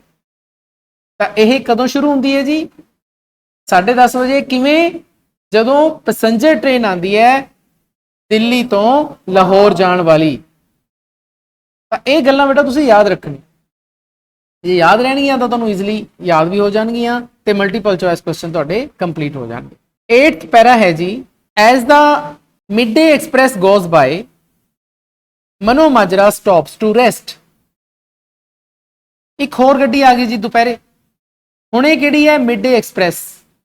ਇਹ ਵੀ ਤੇਜ਼ ਗੱਡੀ ਹੈ ਜਿਹੜੀ ਨਹੀਂ ਰੁਕਦੀ ਮਨੋ ਮਾਜਰੇ ਦੇ ਸਟੇਸ਼ਨ ਤੇ। ਮਿਡਡੇ ਦਾ ਮਤਲਬ ਇੱਥੇ ਜਦੋਂ ਦੁਪਹਿਰ ਜੀ ਹੋ ਜਾਂਦੀ ਹੈ, ਸਵੇਰ ਲੰਘ ਗਈ, ਸ਼ਾਮ ਹਜੇ ਆਈ ਨਹੀਂ, ਉਹਨੂੰ ਆਪਾਂ ਕਹਿੰਦੇ ਆ 12 ਵਜੇ ਤੋਂ ਲੈ ਕੇ ਜਾਂ 1 ਵਜੇ ਤੋਂ ਬਾਅਦ ਵਾਲਾ ਜਿਹੜਾ ਟਾਈਮ ਹੈ, 4 ਵਜੇ ਤੋਂ ਪਹਿਲਾਂ ਟਾਈਮ, ਇਹਨੂੰ ਆਪਾਂ ਮਿਡਡੇ ਕਹਿੰਦੇ ਆ। ਦੁਪਹਿਰ ਵਾਲੇ ਸਮੇਂ ਨੂੰ ਆਪਾਂ ਮਿਡਡੇ ਕਹਿੰਦੇ। ਤਾਂ ਜਿਹੜੀ ਮਿਡਡੇ ਐਕਸਪ੍ਰੈਸ ਆਂਦੀ ਹੈ ਜਦੋਂ, ਤਾਂ ਮਨੋ ਮਾਜਰਾ ਹੁਣ ਇੱਕ ਤਰ੍ਹਾਂ ਨਾਲ ਖੜ ਜਾਂਦਾ, ਸਟਾਪਸ ਟੂ ਰੈਸਟ, ਰੈਸਟ ਕਰਨ ਲਈ ਖੜ ਜਾਂਦਾ। ਮਤਲਬ ਮਨੋ ਮਾਜਰੀਏ ਹੁਣ ਰੈਸਟ ਕਰਨ ਲਈ ਤਿਆਰ ਨੇ। ਉਹਨਾਂ ਦੀ ਜਿਹੜੀ ਰੈਸਟ ਹੈ ਕਦੋਂ ਸਟਾਰਟ ਹੁੰਦੀ ਹੈ ਜੀ? ਮਿਡਡੇ ਐਕਸਪ੍ਰੈਸ ਦੇ ਆਉਣ ਨਾਲ। ਹੁਣ ਇਹ ਰੈਸਟ ਕਿਵੇਂ ਹੁੰਦੀ ਹੈ ਦੇਖੋ। men and children come home for dinner and the siesta hour। ਹੁਣ ਜਿਹੜੇ ਬੰਦੇ ਖੇਤਾਂ 'ਚ ਗਏ ਹੋਏ ਨੇ ਉਹ ਖੇਤਾਂ ਤੋਂ ਵਾਪਸ ਆ ਜਾਣ, ਤੇ ਜਿਹੜੇ ਇਸੇ ਤਰ੍ਹਾਂ ਚਿਲਡਰਨ ਯਾਦ ਕਰੋ ਆਪਣੇ ਕੈਟਲਸ ਨੂੰ ਲੈ ਕੇ ਗਏ ਸੀ ਗ੍ਰੇਜ਼ਿੰਗ ਕਰਵਾਉਣ ਦੇ ਲਈ, ਉਹ ਵੀ ਵਾਪਸ ਆ ਗਏ ਕਿਉਂਕਿ ਉਹਨਾਂ ਨੇ ਹੁਣ ਡਿਨਰ ਵੀ ਕਰਨਾ ਹੈ ਅਤੇ ਸੀਐਸਟਾ ਆਰ ਵੀ ਕਰਨਾ ਹੈ। ਹੁਣ ਡਿਨਰ ਤਾਂ ਤੁਹਾਨੂੰ ਸਭ ਨੂੰ ਪਤਾ ਹੈ ਕਿ ਰਾਤ ਦੇ ਖਾਣੇ ਨੂੰ ਕਿਹਾ ਜਾਂਦਾ। What is the meaning of siesta ਆਰ? ਇੰਪੋਰਟੈਂਟ ਵਰਡ ਹੈ ਤੁਹਾਡੇ ਲਈ। ਸੀਐਸਟਾ ਆਰ ਦਾ ਮਤਲਬ ਹੁੰਦਾ ਬੇਟਾ ਦੁਪਹਿਰ ਦੀ ਝਪਕੀ, ਆਫਟਰਨੂਨ ਨੈਪ ਇੰਗਲਿਸ਼ 'ਚ ਕਹਿੰਦੇ ਆ ਉਹਨੂੰ, ਆਫਟਰਨੂਨ ਨੈਪ, NAP। ਦੁਪਹਿਰ ਨੂੰ ਮੰਨ ਲਓ ਆਪਾਂ ਬੇਟਾ ਅੱਧੇ ਪੌਣੇ ਘੰਟੇ ਲਈ ਸੋ ਜਾਈਏ, ਅੱਧਾ ਘੰਟਾ ਆਰਾਮ ਕਰ ਲਈਏ, ਹੈ ਨਾ, ਤਾਂ ਉਸਨੂੰ ਆਪਾਂ ਸੀਐਸਟਾ ਆਰ ਕਹਿੰਦੇ ਆ ਇੰਗਲਿਸ਼ 'ਚ। 1 ਘੰਟਾ ਸੋ ਜਾਈਏ ਤਾਂ ਸੀਐਸਟਾ ਆਰ ਹੋ ਗਿਆ ਨਾ। ਇੱਥੇ 1 ਘੰਟੇ ਦੀ ਗੱਲ ਹੋ ਰਹੀ ਹੈ। ਸੀਐਸਟਾ ਆਰ ਵੀ ਦੁਪਹਿਰ ਦੀ 1 ਘੰਟੇ ਦੀ ਜਿਹੜੀ ਝਪਕੀ ਹੈ ਉਹਨੂੰ ਕਿਹਾ। When they have eaten, the men gather in the shade of the peepal tree। ਹੁਣ ਜਦੋਂ ਉਹਨਾਂ ਨੇ ਖਾਣਾ ਖਾ ਲਿਆ ਤਾਂ ਜਿਹੜੇ ਬੰਦੇ ਨੇ ਉਹ ਪੀਪਲ ਟਰੀ ਦੀ ਸ਼ੇਡ 'ਚ, ਉਹਦੀ ਛਾਇਆ 'ਚ ਇਕੱਠੇ ਹੁੰਦੇ ਨੇ। ਗੈਦਰ, ਇਕੱਠੇ ਹੋਣਾ। and sit on the wooden platform and talk and doze। ਹੁਣ ਉਹ ਪੀਪਲ ਦੇ ਦਰਖਤ ਦੇ ਨੀਚੇ ਬੱਚੇ ਉਹ ਕੁਝ ਵੁਡਨ ਦੇ, ਲੱਕੜ ਦੇ ਕੋਈ ਫੱਟੇ ਜੇ ਪਏ ਹੋਣੇ, ਵੁਡਨ ਪਲੇਟਫਾਰਮ, ਉੱਥੇ ਉਹ ਬੈਠਦੇ ਨੇ, ਗੱਲਾਂ ਬਾਤਾਂ ਕਰਦੇ ਨੇ। ਐਂਡ ਡੋਜ਼, ਅਤੇ ਉੱਥੇ ਹੀ ਸੁਸਤਾ ਲੈਂਦੇ ਨੇ। ਡੋਜ਼ ਦਾ ਮਤਲਬ ਹੁੰਦਾ ਬੇਟਾ ਸੁਸਤਾਉਣਾ ਪੰਜਾਬੀ 'ਚ, ਹਲਕੀ ਜੀ ਝਪਕੀ ਲੈਣੀ, ਉਂਗਣਾ ਜਾ, ਉਹਨੂੰ ਕਹਿੰਦੇ ਨੇ doze. Boys ride their buffaloes into the pond, jump off their backs and splash about in the muddy water। ਹੁਣ ਬॉयਜ਼ ਕੀ ਕਰਦੇ ਨੇ? ਉਹ ਆਪਣੀਆਂ ਬਫਲੋਜ਼, ਇੱਥੇ ਕਈ ਬੱਚੇ ਬੁਫੈਲੋ ਕਹਿੰਦੇ ਨੇ, ਇਟਸ ਨॉट ਬੁਫੈਲੋ, ਇਟਸ ਬਫਲੋਜ਼। ਇਹ ਪ੍ਰੋਨੰਸੀਏਸ਼ਨ ਹੈ ਇਹਦੀ ਸਹੀ, ਬਫਲੋਜ਼ ਕਿਹਾ ਜਾਂਦਾ ਹੈ। ਬਫਲੋ ਦਾ ਮਤਲਬ ਮੱਝਾਂ ਨੂੰ ਕਿਹਾ ਜਾਂਦਾ। ਤਾਂ ਹੁਣ ਜਿਹੜੇ ਲੜਕੇ ਨੇ ਉਹ ਮੱਝਾਂ ਦੇ ਉੱਪਰ ਸਵਾਰ ਹੋ ਕੇ ਪੌਂਡ ਵੱਲ ਜਾਂਦੇ ਨੇ, ਪੌਂਡ 'ਚ, ਛੱਪੜ 'ਚ, ਟੋਬੇ 'ਚ, ਤਾਂ ਆਪਣੀਆਂ ਮੱਝਾਂ ਤੇ ਸਵਾਰ ਹੋ ਕੇ ਟੋਬੇ ਜਾਂਦੇ ਨੇ। ਉਹਨਾਂ ਦੀਆਂ ਬੈਕ, ਇੱਥੇ ਦੇਅਰ ਦਾ ਮਤਲਬ ਬਫਲੋਜ਼ ਨੂੰ ਕਿਹਾ ਗਿਆ ਕਿ ਬਫਲੋਜ਼ ਦੀਆਂ ਪਿੱਠਾਂ ਤੋਂ ਛਾਲਾਂ ਮਾਰਦੇ ਨੇ। ਜੰਪ ਆਫ, ਜੰਪ ਆਫ ਦਾ ਮਤਲਬ ਛਾਲਾਂ ਮਾਰਨਾ, ਇਹਦੇ 'ਚ ਪਾਣੀ 'ਚ, ਟੋਬੇ 'ਚ। ਅਤੇ ਫਿਰ ਉਹ ਕੀ ਕਰਦੇ ਨੇ? ਮਡੀ ਵਾਟਰ, ਕਿਉਂਕਿ ਵਾਟਰ ਮੜੀ ਹੈ ਨਾ, ਥੋੜਾ ਜਿਹਾ ਗਾਰਾ ਗੂਰਾ ਵੀ ਆ ਜਾਂਦਾ ਨਾਲ ਮੱਝਾਂ ਦੇ, ਤਾਂ ਉਹ ਜਿਹੜਾ ਮੜੀ ਵਾਟਰ ਹੈ, ਗਾਰੇ ਵਾਲਾ ਪਾਣੀ ਹੈ, ਉਹਦੇ 'ਚ ਉਹ ਸਪਲੈਸ਼ ਕਰਦੇ ਨੇ, ਮਤਲਬ ਕਿ ਟਪੇੜੀਆਂ ਮਾਰਦੇ ਨੇ, ਜਿਵੇਂ ਪਾਣੀ ਦੇ ਵਿੱਚ ਆਪਾਂ ਛਾਲ ਮਾਰਦੇ ਹਾਂ ਇਸ ਤਰ੍ਹਾਂ ਕਰਦੇ ਹਾਂ ਜੀ, ਬਿਲਕੁਲ ਡੁਬਕੀਆਂ ਲਾਉਂਦੇ ਨੇ। ਇਹਦਾ ਹੋਇਆ ਮੁੰਡਿਆਂ ਦਾ ਕੰਮ। ਗਰਲਜ਼ ਆਫਟਰਨੂਨ ਨੂੰ ਕੀ ਕਰਦੀਆਂ ਨੇ? ਗਰਲਜ਼ ਪਲੇ ਅੰਡਰ ਦਾ ਟਰੀਜ਼। ਜਿਹੜੀਆਂ ਪਿੰਡ ਦੀਆਂ ਕੁੜੀਆਂ ਨੇ ਉਹ ਦੁਪਹਿਰ ਨੂੰ ਟਰੀਜ਼ ਦੇ ਨੀਚੇ ਖੇਡਦੀਆਂ ਨੇ। ਸਵੇਰੇ ਤਾਂ ਉਹਨਾਂ ਨੇ ਕੰਮ ਕਰਾ ਲਿਆ ਆਪਣੀ ਮਾਵਾਂ ਦੇ ਨਾਲ। Women rub clarified butter into each other's hair, pick lice from their children's heads and discuss births, marriages and deaths. ਇਸਤਰੀਆਂ ਕੀ ਕਰਦੀਆਂ ਨੇ, ਉਹ ਇੱਕ ਦੂਜੇ ਦੇ ਵਾਲਾਂ ਦੇ ਉੱਪਰ ਕਲੈਰੀਫਾਈਡ ਬਟਰ ਲਾਉਂਦੀਆਂ ਨੇ। ਬਟਰ ਦਾ ਮਤਲਬ ਮੱਖਣ ਹੁੰਦਾ, ਸਭ ਨੂੰ ਪਤਾ ਹੈ। ਕਲੈਰੀਫਾਈਡ ਬਟਰ ਦਾ ਮਤਲਬ ਹੁੰਦਾ ਰਿੜਕਿਆ ਹੋਇਆ ਮੱਖਣ, ਕਲੈਰੀਫਾਈਡ, ਠੀਕ ਹੈ, ਉਹਨੂੰ ਕਹਿੰਦੇ ਨੇ ਜੀ ਕਲੈਰੀਫਾਈਡ ਬਟਰ। ਤਾਂ ਇੱਕ ਦੂਜੇ ਦੇ ਵਾਲਾਂ ਦੇ ਵਿੱਚ ਉਹ ਕੀ ਲਾਉਂਦੇ ਨੇ, ਤੇਲ ਲਾਉਂਦੀਆਂ ਜੀ। ਪਿਕ ਲਾਈਸ, ਜੂਆਂ ਚ ਕੱਢਦੀਆਂ ਨੇ, ਲਾਈਸ ਦਾ ਮਤਲਬ ਜੂੰ, ਤਾਂ ਜੂਆਂ ਕੱਢਦੀਆਂ ਨੇ ਇਹਨਾਂ ਦੇ ਆਪਣੇ ਬੱਚਿਆਂ ਦੇ ਸਿਰਾਂ ਚੋਂ ਜੂਆਂ ਪੈ ਗਈਆਂ, ਤਾਂ ਜੂਆਂ ਕੱਢਦੀਆਂ ਨੇ ਜੀ। ਅਤੇ ਫਿਰ ਆਪਸ ਚੋਂ ਡਿਸਕਸ਼ਨ ਕਰਦੀਆਂ ਨੇ ਬਰਥ ਦੀਆਂ, ਜਨਮ ਦੀਆਂ, ਵਿਆਹਾਂ ਦੀਆਂ ਅਤੇ ਮਰਨ ਦੀਆਂ। ਪਿੰਡ 'ਚ ਆ ਮਰ ਗਿਆ, ਜੰਮ ਗਿਆ, ਵਿਆਹ ਹੋ ਗਿਆ, ਤਾਂ ਆਹ ਗੱਲਾਂ ਚੱਲਦੀਆਂ ਨੇ ਜੀ ਲੜਕੀਆਂ ਦੀਆਂ। ਇਹ ਕਦੋਂ ਚੱਲਦੀਆਂ ਨੇ, ਦੁਪਹਿਰੇ। ਲੇਡੀਜ਼ ਕੀ ਕਰਦੀਆਂ ਨੇ ਜੀ ਦੁਪਹਿਰ ਵੇਲੇ, ਜਵਾਕ ਕੀ ਕਰਦੇ ਨੇ, ਬੰਦੇ ਕੀ ਕਰਦੇ ਨੇ, ਸਾਰਾ ਕੁਝ ਦੱਸਿਆ ਹੋਇਆ ਹੈ। ਤੇ ਸਾਰਾ ਕੰਮ ਕਦੋਂ ਸਟਾਰਟ ਹੁੰਦਾ, ਮਿਡਡੇ ਐਕਸਪ੍ਰੈਸ ਦੇ ਆਉਣ ਦੇ ਨਾਲ। ਤੁਸੀਂ ਦੇਖੋ ਵੀ ਕਿਸ ਤਰੀਕੇ ਦੇ ਨਾਲ ਮਨੋ ਮਾਜਰੀਆਂ ਨੇ ਆਪਣੀਆਂ ਜਿਹੜੀਆਂ ਜ਼ਿੰਦਗੀ ਹੈ ਉਹਦਾ ਤਾਣਾ ਬਣਾ ਗੱਡੀਆਂ ਦੇ ਨਾਲ ਜੋੜ ਰੱਖਿਆ। ਉਦੋਂ ਬੇਟਾ ਕਿਸੇ ਕੋਲ ਘੜੀਆਂ ਥੋੜੀ ਸੀ, ਇਹ 47 ਤੋਂ ਪਹਿਲਾਂ ਦੀਆਂ ਗੱਲਾਂ ਨੇ। ਪਿੰਡ ਦੇ ਲੋਕਾਂ ਕੋਲ, ਜਿਨ੍ਹਾਂ ਕੋਲੇ ਤੁਸੀਂ ਮੰਨੋ ਕਿ ਰਹਿਣ ਲਈ ਪੱਕੇ ਘਰ ਨਹੀਂ ਹੈਗੇ, ਤੁਸੀਂ ਘੜੀ ਦੀ ਆਸ ਕਿਵੇਂ ਕਰ ਲਓਗੇ, ਕਲੋਕ ਦੀ ਆਸ ਕਿਵੇਂ ਕਰ ਲਓਗੇ? ਤਾਂ ਉਹਨਾਂ ਦਾ ਤਾਂ ਦਿਨ ਨਹੀਂ ਚੱਲਦਾ ਸੀ। ਤਾਂ ਉਹਨਾਂ ਨੇ ਆਪਣੇ ਆਪ ਦੀ ਜ਼ਿੰਦਗੀ ਟ੍ਰੇਨ ਦੇ ਆਉਣ ਤੇ ਜਾਣ ਨਾਲ ਜੋੜੀ ਹੋਈ ਹੈ। 9th ਪੈਰਾਗ੍ਰਾਫ ਹੈ ਜੀ ਕਿ when the evening passenger from Lahore comes in, everyone gets to work again। ਹੁਣ ਦੇਖੋ ਉਹੀ ਪੈਸੇਂਜਰ ਗੱਡੀ ਜਿਹੜੀ ਸਵੇਰੇ ਗਈ ਸੀ 10:30 ਵਜੇ, ਕਿੱਧਰ ਗਈ ਸੀਗੀ, ਦਿੱਲੀ ਤੋਂ ਲਾਹੌਰ। ਦਿੱਲੀ ਤੋਂ ਲਾਹੌਰ ਗਈ ਸੀ, ਉਹਨੂੰ ਵਾਪਸ ਆ ਰਹੀ ਹੈ, ਲਾਹੌਰ ਤੋਂ ਦਿੱਲੀ ਵੱਲ ਜਾ ਰਹੀ ਹੈ। ਤਾਂ ਜਦੋਂ ਆਉਂਦੀ ਹੈ ਐਵਰੀਵਨ, ਹਰ ਕੋਈ ਦੁਬਾਰਾ ਕੰਮ ਕਰਨ ਲਈ ਫੇਰ ਸ਼ੁਰੂ। ਹੁਣ ਰੈਸਟ ਹੋਊਗੀ, ਦੁਪਹਿਰ ਦੀ ਰੈਸਟ ਹੋਊਗੀ, ਤਾਂ everyone gets to work again. ਸ਼ਾਮ ਵਾਲੀ ਗੱਡੀ ਆ ਗਈ, ਕੰਮ ਸ਼ੁਰੂ। The cattle are rounded up and driven back home to be milked and locked in for the night। ਜਿਹੜੀਆਂ ਕੈਟਲ ਹੁਣ ਪੌਂਡ ਤੇ ਗਈਆਂ ਸੀ ਨਾ, ਉਹ ਹੁਣ ਵਾਪਸ ਆ ਜਾਂਦੀਆਂ ਨੇ। ਰਾਉਂਡਡ ਅਪ ਦਾ ਮਤਲਬ ਹੁੰਦਾ ਇਕੱਠੀਆਂ ਹੋ ਗਈਆਂ, ਹਰਡਡ, ਇਹਨੂੰ ਆਪਾਂ ਕਹਿੰਦੇ ਆ HERDED। ਹਰਡ ਦਾ ਮਤਲਬ ਬੇਟਾ ਹੁੰਦਾ ਕਿ ਇੱਜੜ, ਹੈ ਨਾ। ਤਾਂ ਇੱਜੜ ਜਦ ਆਪਾਂ ਇਕੱਠਾ ਜਿਹਾ ਕਰ ਲੈਨੂੰ ਆਪਾਂ ਹਰਡਡ ਕਹਿ ਦਿੰਦੇ ਆ। ਤਾਂ ਹਰਡਡ ਹੋ ਗਿਆ, ਉਹਨਾਂ ਨੂੰ ਇਕੱਠਾ ਕਰ ਲਿਆ ਗਿਆ ਪਸ਼ੂਆਂ ਨੂੰ, ਅਤੇ ਵਾਪਸ ਘਰ ਲਿਆਂਦਾ ਗਿਆ ਟੂ ਬੀ ਮਿਲਕਡ, ਤਾਂ ਕਿ ਦੁੱਧ ਲਿਆ ਜਾਵੇ ਉਹਨਾਂ ਤੋਂ। And locked in for the night, ਅਤੇ ਰਾਤ ਦੇ ਲਈ ਲੌਕ ਇਨ ਕਰਤਾ, ਮਤਲਬ ਕਿ ਉਹਨਾਂ ਨੂੰ ਸ਼ਟ ਕਰਤਾ, ਕਮਰਿਆਂ ਦੇ ਵਿੱਚ ਬੰਦ ਕਰਤਾ, ਉਹਨਾਂ ਦੇ ਵਾੜਿਆਂ ਦੇ ਵਿੱਚ। ਹੁਣ ਇਹ ਤਾਂ ਹੋਇਆ ਪਸ਼ੂਆਂ ਦੇ ਨਾਲ। ਦਾ ਵੂਮਨ ਕੁੱਕ ਦਾ ਈਵਨਿੰਗ ਮੀਲ।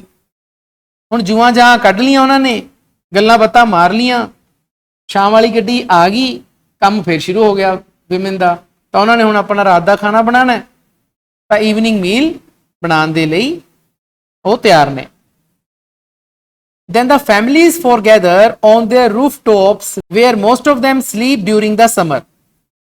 ਹੁਣ ਜਿਹੜੀਆਂ ਪਰਿਵਾਰ ਨੇ foregather ਦਾ ਮਤਲਬ ਹੁੰਦਾ ਬੇਟਾ ਅਸੈਂਬਲ ਜਾਂ ਇਕੱਠੇ ਹੋਣਾ। ਉਹ ਇਕੱਠੇ ਹੁੰਦੇ ਨੇ ਜੀ ਆਪਣੇ ਆਪਣੇ ਘਰਾਂ ਦੀਆਂ ਛੱਤਾਂ ਤੇ, ਰੂਫਟਾਪਸ। ਉਦੋਂ ਉਹਨਾਂ ਦਿਨਾਂ 'ਚ ਜਿਹੜੇ AC ਸੀ, ਪੱਖੇ ਸੀ, ਰੱਬ ਵਾਲਾ ਪੱਖਾ ਚੱਲਦਾ ਸੀ, ਉਹ ਵੀ ਛੱਤ ਤੇ ਚੱਲਦਾ ਸੀ।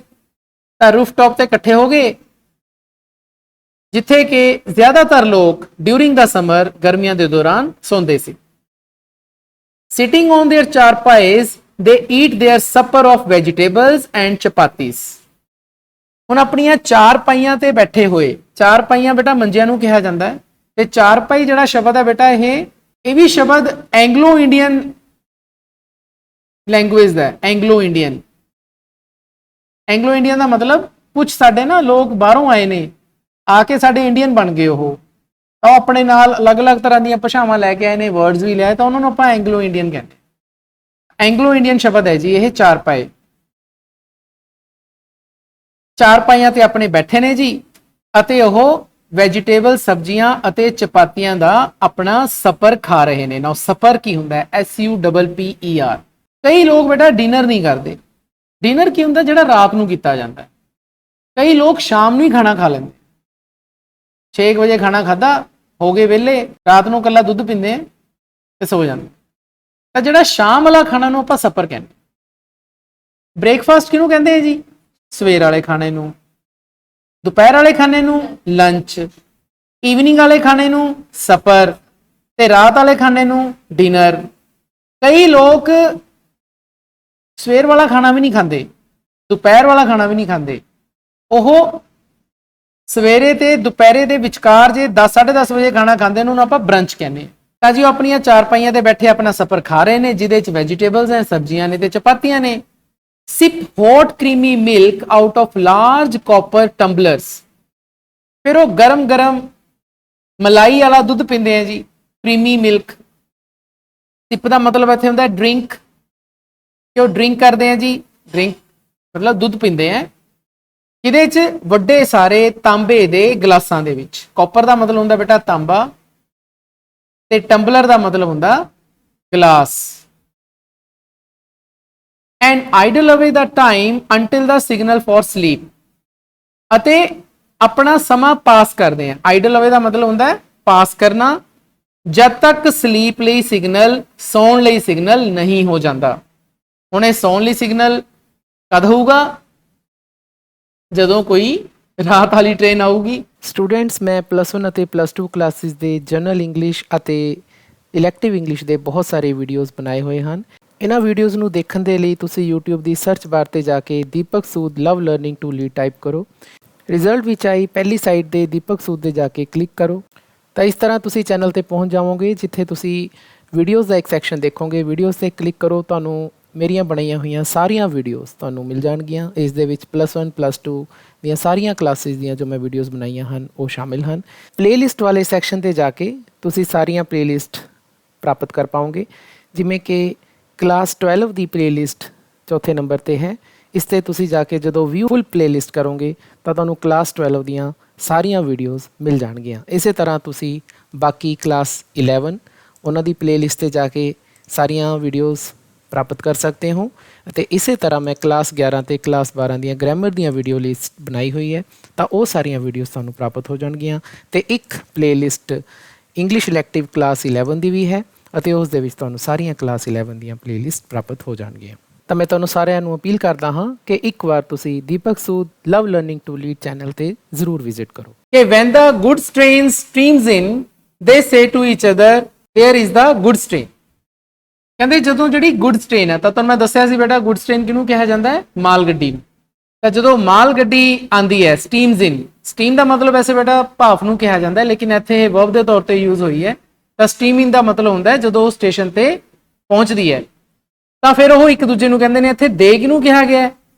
ਉਹਨਾਂ ਲੋਕਾਂ ਨੂੰ ਜਿਹੜੇ ਕੋਠਿਆਂ ਤੇ ਸੌਂਦੇ ਹੈ, ਮਨੋਮਾਜਰੀਆਂ ਨੂੰ, ਜਿਹੜੇ ਖਾਣਾ ਖਾਂਦੇ ਹੈ, ਵੈਜੀਟੇਬਲਸ ਚਪਾਤੀਸ ਦਾ ਸਫ਼ਰ ਕਰਦੇ ਆ, ਬਾਅਦ 'ਚ ਫਿਰ ਮਲਾਈ ਵਾਲਾ ਦੁੱਧ ਪੀਂਦੇ ਆ ਕਾਪਰ ਟੰਬਲਰਸ ਦੇ ਵਿੱਚ।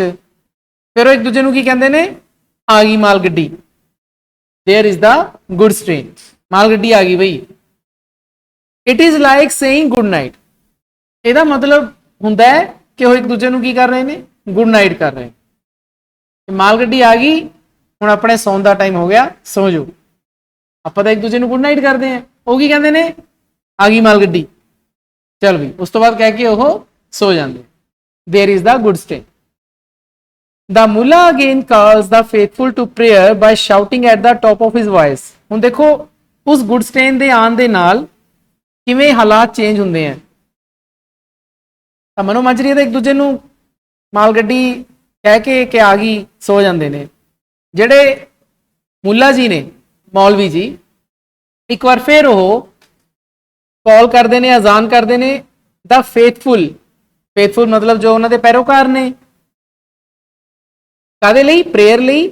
At the top of his voice, ਉੱਚੀ ਦੇ ਨੇ। At the top of his voice ਦਾ ਮਤਲਬ ਹੁੰਦਾ ਹੈ ਉੱਚੀ ਆਵਾਜ਼ ਦੇ ਵਿੱਚ ਉਹ ਜ਼ੋਰ ਨਾਲ ਕਹਿੰਦੇ ਨੇ ਅੱਲਾਹੂ ਅਕਬਰ, ਗੋਡ ਇਜ਼ ਗ੍ਰੇਟ। ਆਪਾਂ ਪਹਿਲਾਂ ਪੜ੍ਹ ਚੁੱਕੇ, ਤਾਂ ਫਿਰ ਇੱਕ ਵਾਰੀ ਉਹ ਬੋਲਦੇ ਹੈ।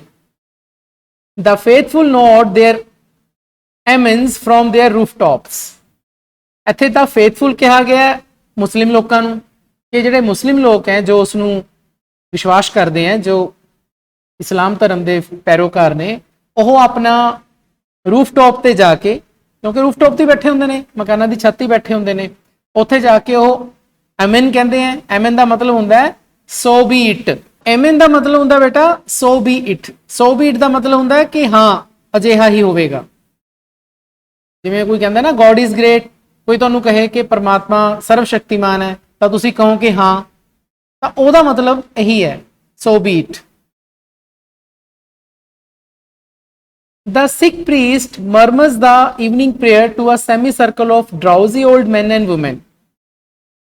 ਤਾਂ ਉਸੇ ਗੱਡੀ ਦੀ ਆਵਾਜ਼ ਨੂੰ ਸੁਣ ਕੇ, ਗੁੱਡ ਸਟ੍ਰੇਨ ਦੀ ਆਵਾਜ਼ ਨੂੰ ਸੁਣ ਕੇ ਜਿਹੜੇ ਭਾਈ ਜੀ ਹੈ, ਸਿੱਖ ਪ੍ਰੀਸਟ ਹੈ, ਉਹ ਹੌਲੀ ਹੌਲੀ ਆਵਾਜ਼ ਦੇ ਵਿੱਚ ਈਵਨਿੰਗ ਪ੍ਰੇਅਰ, ਸ਼ਾਮ ਵਾਲੀ ਪ੍ਰਾਰਥਨਾ ਬੋਲਦੇ ਹੈ। ਕੁਝ ਜਿਹੜੇ ਨੀਂਦ 'ਚ ਹੁੰਦੇ ਹੈ, ਓਲਡ ਮੈਨ ਅਤੇ ਵਿਮਨ, ਮਤਲਬ ਕੁਝ ਪੁਰਸ਼ ਇਸਤਰੀਆਂ ਜਿਹੜੀਆਂ ਨੀਂਦ ਦੇ ਵਿੱਚ ਹੁੰਦੀਆਂ। ਡਰਾਊਜ਼ੀ ਦਾ ਮਤਲਬ ਹੁੰਦਾ ਸਲੀਪੀ, ਕਿਉਂਕਿ ਨੀਂਦ ਚੜੀ ਹੁੰਦੀ ਅੱਖਾਂ 'ਚ, ਤਾਂ ਉਹਨਾਂ ਨੂੰ ਉਹ ਪ੍ਰੇਅਰ ਬੋਲਦੇ ਆ, ਉਹ ਵੀ ਨਾਲ ਨਾਲ ਬੋਲਦੇ ਆ। ਕਰਾਊਜ਼ ਕਾ ਸੌਫਟਲੀ ਫਰੋਮ ਦਾ ਕਿਕਰ ਟਰੀਜ਼। ਹੁਣ ਜਿਹੜੇ ਕਰਾਊਜ਼ ਹੈ, ਕਾਂ ਹੈ, ਉਹ ਵੀ ਫਿਰ ਕਾਂ ਕਾਂ ਕਰਦੇ ਆ, ਪਰ ਸੌਫਟਲੀ ਕਰਦੇ ਆ। ਪਹਿਲਾਂ ਜਿਹੜਾ ਸਵੇਰੇ ਕਾਂ ਕਾਂ ਹੋਈ ਸੀ, ਉਹਦੇ 'ਚ ਸੌਫਟਲੀ ਸ਼ਬਦ ਨਹੀਂ ਸੀ ਆਇਆ। ਸੌਫਟਲੀ ਦਾ ਮਤਲਬ ਹੌਲੀ ਆਵਾਜ਼, ਉਹ ਹੌਲੀ ਆਵਾਜ਼ 'ਚ ਕਾਂ ਕਾਂ ਕਰਦੇ ਆ। ਕਿੱਥੋਂ? ਕਿਕਰ ਟਰੀਜ਼ ਤੋਂ, ਕਿਉਂਕਿ ਤੁਹਾਨੂੰ ਪਤਾ ਉਹਨਾਂ ਨੇ ਆਪਣਾ ਰਹਿਣ ਬਸੇਰਾ ਕਿੱਥੇ ਬਣਾਇਆ? ਕਿਕਰਾਂ ਤੇ। Little bats go flitting about in the dark. ਹੁਣ ਜਿਹੜੇ ਛੋਟੇ ਛੋਟੇ ਚਮਗਾਦੜ ਹੈ, ਲਿਟਲ ਬੈਟਸ, ਤਾਂ ਉਹ ਫਲਿਟਿੰਗ, ਫਲਿਟਿੰਗ ਸ਼ਬਦ ਬੇਟਾ ਫਲਿਟ ਵਰਬ ਤੋਂ ਬਣੇ ਹੈ, FLIT। ਫਲਿਟ ਦਾ ਮਤਲਬ ਹੁੰਦਾ ਹੈ ਜਦੋਂ ਕੋਈ ਪੰਛੀ ਫੜਫੜਾਉਂਦੇ ਹੋਏ ਮੂਵ ਕਰਦਾ ਹੈ, ਉਹਨੂੰ ਆਪਾਂ ਫਲਿਟ ਕਹਿੰਦੇ ਹਾਂ। ਤਾਂ ਜਿਹੜੇ ਛੋਟੇ ਛੋਟੇ ਚਮਗਾਦੜ ਹੈ, ਉਹ ਕਿਉਂਕਿ ਹੁਣ ਰਾਤ ਹੋਣ ਲੱਗੀ ਹੈ ਤਾਂ ਹੁਣ ਉਹ ਐਕਟਿਵ ਹੋ ਗਏ, ਦਿਨ 'ਚ ਤਾਂ ਸੁੱਤੇ ਰਹੇ ਆ ਉਹ, ਤਾਂ ਹੁਣ ਉਹ ਫਲਾਈ ਕਰਨਾ ਸ਼ੁਰੂ ਕਰਦੇ ਹੈ। And large ones soar with slow graceful sweeps. ਜਿਹੜੇ ਵੱਡੇ ਚਮਗਾਦੜ ਹੈ, ਲਾਰਜ ਵਨਸ, ਇੱਥੇ ਲਾਰਜ ਦਾ ਮਤਲਬ ਵੱਡੇ, ਵਨਸ ਦਾ ਮਤਲਬ ਇੱਥੇ ਬੈਟਸ ਤੋਂ ਹੈ, ਕਿ ਜਿਹੜੇ ਲਾਰਜ ਬੈਟਸ ਹੈ ਉਹ ਸੋਰ, ਸੋਰ ਦਾ ਮਤਲਬ ਉਹੀ ਫਲਾਈ ਕਰਦੇ ਹੈ। ਕਿਵੇਂ? ਬਹੁਤ ਹੀ ਹੌਲੀ ਹੌਲੀ ਮੂਵਮੈਂਟ ਦੇ ਨਾਲ। ਸਵੀਪ ਦਾ ਮਤਲਬ ਇੱਥੇ ਬੇਟਾ ਮੂਵਮੈਂਟ ਤੋਂ ਹੈ, ਹਿਲਜੁਲ ਤੋਂ ਹੈ, ਮਤਲਬ ਹੌਲੀ ਹੌਲੀ ਉੱਚੀ ਉਡਾਨ ਭਰਦੇ ਹੈ। The goods train takes a long time at the station। ਇਹ ਆਪਾਂ ਪਹਿਲਾਂ ਬੇਟਾ ਪੜ੍ਹ ਚੁੱਕੇ ਪੈਰੇ 'ਚ ਕਿ ਜਿਹੜੀ ਗੁੱਡਸ ਟ੍ਰੇਨ ਹੈ ਉਹ ਰੁਕਦੀ ਹੈ ਸਟੇਸ਼ਨ ਤੇ, ਮਾਲ ਗੱਡੀ ਉੱਥੇ ਰੁਕਦੀ ਹੈ, ਕਾਫੀ ਦੇਰ ਰੁਕਦੀ ਹੈ। ਰੀਜ਼ਨ ਕੀ ਹੈ? ਸਾਨੂੰ ਪਤਾ ਹੈ ਕਿ ਉੱਥੇ ਇੰਜਨਾਂ ਦੀ ਸ਼ੰਟਿੰਗ ਹੁੰਦੀ ਹੈ, ਜਿਹੜੇ ਵੈਗਨਸ ਹੁੰਦੇ ਆ ਉਹ ਚੇਂਜ ਹੁੰਦੇ ਆ। With the engine running up and down the sidings exchanging wagons. ਕਿਉਂ ਰੁਕਦੀ ਹੈ ਗੱਡੀ ਉੱਥੇ? ਕਿਉਂਕਿ ਜਿਹੜੇ ਉੱਥੇ ਇੰਜਨ ਹੈ ਉਹਨਾਂ ਦੀ ਸ਼ੰਟਿੰਗ ਹੁੰਦੀ ਹੈ। ਇੱਥੇ ਰਨਿੰਗ ਅਪ ਐਂਡ ਡਾਊਨ ਦਾ ਮਤਲਬ ਹੁੰਦਾ ਬੇਟਾ ਸ਼ੰਟਿੰਗ। ਸ਼ੰਟਿੰਗ ਦਾ ਮਤਲਬ ਮੈਂ ਤੁਹਾਨੂੰ ਸਮਝਾ ਚੁੱਕਿਆ ਕਿ ਜਦੋਂ ਇੰਜਨ ਜਿਹੜਾ ਰੇਲ ਗੱਡੀ ਦਾ ਹੁੰਦਾ ਉਹ ਚੇਂਜ ਹੁੰਦਾ ਹੈ, ਅੱਗੇ ਪਿੱਛੇ ਜਾਂਦਾ ਹੈ, ਕਿਸੇ ਹੋਰ ਗੱਡੀ ਨਾਲ ਜੁੜਦਾ ਹੈ, ਹੋਰ ਗੱਡੀ ਦਾ ਪਹਿਲੀ ਨਾਲ ਜੁੜਦਾ ਹੈ, ਤਾਂ ਉਹਨੂੰ ਆਪਾਂ ਸ਼ੰਟਿੰਗ ਕਹਿੰਦੇ ਹਾਂ। ਇੱਥੇ ਰਨਿੰਗ ਅਪ ਐਂਡ ਡਾਊਨ ਦਾ ਮਤਲਬ ਹੀ ਇਹੀ ਹੈ ਕਿ ਇੰਜਨਾਂ ਦੀ ਸ਼ੰਟਿੰਗ ਹੁੰਦੀ ਹੈ, ਕਿਉਂਕਿ ਉਹਦੇ ਨਾਲ ਫਿਰ ਵੈਗਨਸ, ਵੈਗਨਸ ਦਾ ਮਤਲਬ ਜਿਹੜੇ ਡੱਬੇ ਹੈ ਉਹਨਾਂ ਦੀ ਐਕਸਚੇਂਜ ਹੁੰਦੇ ਹੈ, ਉਹ ਗੱਡੀਆਂ ਦੇ ਐਕਸਚੇਂਜ ਹੁੰਦੇ ਹੈ ਜੀ, ਅਦਲਾ ਬਦਲੀ ਹੁੰਦੀ ਹੈ ਡੱਬਿਆਂ ਦੀ। By the time it leaves the children are asleep. ਜਦੋਂ ਇਹ ਗੱਡੀ, ਇੱਥੇ ਇਟ ਦਾ ਮਤਲਬ ਗੱਡੀ ਤੋਂ ਹੈ, ਗੁੱਡਸ ਟ੍ਰੇਨ ਤੋਂ ਹੈ, ਜਦੋਂ ਇਹ ਮਾਲ ਗੱਡੀ ਜਾਂਦੀ ਹੈ, ਜਿਸ ਸਮੇਂ ਜਾਂਦੀ ਹੈ ਉਸ ਸਮੇਂ ਤੱਕ ਬੱਚੇ ਤਾਂ ਸੋ ਜਾਂਦੇ। The children are asleep. The older people wait for its rumble over the bridge to lull them to slumber। ਬੱਚੇ ਤਾਂ ਸੋ ਗਏ, ਪਰ ਜਿਹੜੇ ਬਜ਼ੁਰਗ ਲੋਕ ਹੈ, 올ਡਰ ਪੀਪਲ, ਉਹ ਵੇਟ ਕਰਦੇ ਹੈ, ਉਹ ਇੰਤਜ਼ਾਰ ਕਰਦੇ ਹੈ ਕਿ ਇਹ ਗੱਡੀ ਬ੍ਰਿਜ ਦੇ ਉੱਪਰੋਂ ਦੀ ਆਵਾਜ਼ ਕਰਦੀ ਹੋ ਜਾਊਗੀ। ਰੰਬਲ ਓਵਰ ਦਾ ਮਤਲਬ ਹੁੰਦਾ ਬੇਟਾ ਜਦੋਂ ਆਵਾਜ਼ ਆਂਦੀ ਹੈ ਕਾਫੀ ਜ਼ਿਆਦਾ, ਤੇ ਆਵਾਜ਼ ਵੀ ਨਾ ਇੱਕ ਟਿਊਨ ਜਿਹੀ ਆਉਂਦੀ ਹੈ। ਜੇ ਤੁਸੀਂ ਗੱਡੀ ਨੂੰ ਕਦੇ ਚੱਲਦੀ ਦੇਖਿਓ ਤਾਂ ਉਹਦੀ ਆਵਾਜ਼ ਵੀ ਇੱਕ ਟਿਊਨ ਵਰਗੀ ਹੁੰਦੀ ਹੈ, ਤਾਂ ਉਸ ਆਵਾਜ਼ ਦੇ ਨਾਲ ਉਹਨਾਂ ਨੂੰ ਇੱਕ ਤਰ੍ਹਾਂ ਨਾਲ ਲੋਰੀ ਦੇ ਹਿਸਾਬ ਨਾਲ ਉਹ ਆਵਾਜ਼ ਸੁਣਦੀ ਹੈ, ਜਿਹਦੇ ਨਾਲ ਉਹ ਸਲੰਬਰ 'ਚ ਚਲੇ ਜਾਂਦੇ ਆ। ਸਲੰਬਰ ਦਾ ਮਤਲਬ ਹੈ ਤੇ ਡੀਪ ਸਲੀਪ, ਤੇ ਡੂੰਘੀ ਨੀਂਦ 'ਚ ਚਲੇ ਜਾਂਦੇ। ਲਲ ਦਾ ਮਤਲਬ ਪਤਾ ਕੀ ਹੁੰਦਾ ਹੈ? ਲੋਰੀ ਸੁਣਾਣਾ। ਇਹ ਗੱਲ ਕਹੀ ਗਈ ਹੈ ਕਿ ਜਿਹੜੇ ਬਜ਼ੁਰਗ ਲੋਕ ਹੈ ਉਹਨਾਂ ਨੂੰ ਬ੍ਰਿਜ ਦੇ ਉੱਪਰੋਂ ਦੀ ਜਾਂਦੀ ਹੋਈ ਟ੍ਰੇਨ ਇੱਕ ਤਰ੍ਹਾਂ ਨਾਲ ਲੋਰੀ ਵਾਂਗੂ ਸੁਲਾ ਜਾਂਦੀ ਹੈ, ਕਿ ਜਦੋਂ ਉਹ ਦਗੜ ਦਗੜ ਦਗੜ ਦਗੜ ਕਰਕੇ ਚੱਲਦੀ ਹੈ ਬ੍ਰਿਜ ਦੇ ਉੱਪਰੋਂ, ਤਾਂ ਫਿਰ 올ਡਰ ਪੀਪਲ ਨੂੰ ਇੱਕ ਤਰ੍ਹਾਂ ਨਾਲ ਨੀਂਦ ਆ ਜਾਂਦੀ ਹੈ। ਉਹ ਉਦੋਂ ਸੌਂਦੇ ਆ। ਬੱਚੇ ਤਾਂ ਪਹਿਲਾਂ ਸੋ ਗਏ, ਬਜ਼ੁਰਗ ਲੋਕ ਉਦੋਂ ਸੌਂਦੇ ਨੇ ਜਦੋਂ ਉਹ ਗੁੱਡਸ ਟ੍ਰੇਨ ਬ੍ਰਿਜ ਦੇ ਉੱਪਰੋਂ ਦੀ ਆਵਾਜ਼ ਕਰਦੀ ਹੋਈ ਲੰਘਦੀ ਹੈ। then life in ਮਨੋ ਮਾਜਰਾ is stilled। ਹੁਣ ਕਹਿੰਦੇ ਮਨੋ ਮਾਜਰਾ ਦੀ ਜਿਹੜੀ ਜ਼ਿੰਦਗੀ ਹੈ ਉਹ ਖੜ ਜਾਂਦੀ ਹੈ। ਸਟਿਲਡ, ਸਟਿਲ ਦਾ ਮਤਲਬ ਇੱਥੇ ਰੁਕ ਜਾਂਦੀ ਹੈ। ਹੁਣ ਜੋ ਦਿਨ ਤੋਂ ਲੈ ਕੇ ਸ਼ਾਮ ਤੱਕ ਜੋ ਕੰਮਕਾਰ ਚੱਲ ਰਹੇ ਸੀ, ਹੁਣ ਉਹ ਖੜ ਗਈ। Save for the dogs barking at the trains that pass in the night। ਹੁਣ ਸਿਰਫ dogs ਦੀ ਆਵਾਜ਼ ਆਉਂਦੀ ਹੈ, ਸਿਰਫ ਹੁਣ dogs ਜਾਗੇ ਹੋਏ ਹੈ ਰਾਤ ਨੂੰ, ਜਿਹੜੇ ਕਿ ਜਾਂਦੇ ਹੋਏ ਟ੍ਰੇਨ ਤੇ ਭੌਂਕਦੇ ਆ। ਸਿਰਫ dogs ਜਾਗੇ ਹੁੰਦੇ ਆ, ਬਾਕੀ ਸਾਰੀ ਜਿਹੜੀ ਮਨੋ ਮਾਜਰਾ ਦੀ ਜਨਤਾ, ਜੋ ਸਾਰੇ ਮਨੋ ਮਾਜਰੀ ਨੇ, ਉਹ ਇਸ ਟਾਈਮ ਇਨਐਕਟਿਵ ਨੇ, ਸੋ ਇਸ ਤਰੀਕੇ ਦੇ ਨਾਲ ਮਨੋ ਮਾਜਰਾ ਦੀ ਪੂਰੀ ਜਿਹੜੀ ਦਿਨਚਰਿਆ ਜਾਂ ਡੇਲੀ ਰੂਟੀਨ ਹੈ ਉਹ ਐਂ ਚੱਲਦੀ ਹੈ। ਤਾਂ ਹੁਣ ਤੁਸੀਂ ਦੇਖੋ ਕਿ ਖੁਸ਼ਵੰਤ ਸਿੰਘ ਨੇ ਕਿਸ ਤਰੀਕੇ ਦੇ ਨਾਲ ਇੱਕ ਪਿੰਡ ਦੀ ਲਾਈਫ ਨੂੰ ਟ੍ਰੇਨਸ ਦੇ ਆਉਣ ਜਾਣ ਦੇ ਨਾਲ ਜੋੜਿਆ ਹੋਇਆ। ਤਾਂ ਇਸੇ ਦੇ ਨਾਲ ਸਾਡਾ ਚੈਪਟਰ ਕੰਪਲੀਟ ਹੁੰਦਾ ਬੱਚਿਓ। ਉਮੀਦ ਹੈ ਕਿ ਬੱਚਿਓ ਤੁਹਾਨੂੰ ਇਹ ਚੰਗੀ ਤਰ੍ਹਾਂ ਚੈਪਟਰ ਸਮਝ ਆ ਗਿਆ ਹੋਵੇਗਾ ਅਤੇ ਤੁਸੀਂ ਚੈਪਟਰ ਦੇ ਟੈਕਸਚੁਅਲ ਕੁਐਸਚਨ ਆਨਸਰ ਕਵਰ ਕਰਨ ਦੇ ਲਈ ਪੂਰੀ ਤਰ੍ਹਾਂ ਤਿਆਰ ਹੋਵੋਗੇ। ਫਿਰ ਵੀ ਤੁਹਾਡਾ ਕੋਈ ਡਾਊਟ ਹੈ ਤਾਂ ਤੁਸੀਂ ਮੈਨੂੰ ਕਮੈਂਟ ਸੈਕਸ਼ਨ ਦੇ ਵਿੱਚ ਪੁੱਛ ਸਕਦੇ ਹੋ। ਵੀਡੀਓ ਦੇ ਐਂਡ ਦੇ ਵਿੱਚ ਮੈਂ ਤੁਹਾਨੂੰ ਇਸ ਚੈਪਟਰ ਦੇ ਨਾਲ ਰਿਲੇਟਡ ਫਸਟ ਵੀਡੀਓ ਅਤੇ ਹੋਰ +2 ਇੰਗਲਿਸ਼ ਇਲੈਕਟਿਵ ਦੇ ਕਾਫੀ ਸਾਰੇ ਲਿੰਕਸ ਪ੍ਰੋਵਾਈਡ ਕਰ ਰਿਹਾ ਹਾਂ। ਨੈਕਸਟ ਵੀਡੀਓ ਦੇ ਵਿੱਚ ਆਪਾਂ ਇਸ ਚੈਪਟਰ ਦੇ ਟੈਕਸਚੁਅਲ ਕੁਐਸਚਨ ਆਨਸਰਸ ਨੂੰ ਡਿਸਕਸ ਕਰਾਂਗੇ। ਫਿਰ ਮਿਲਦੇ ਹਾਂ ਜੀ, ਧੰਨਵਾਦ।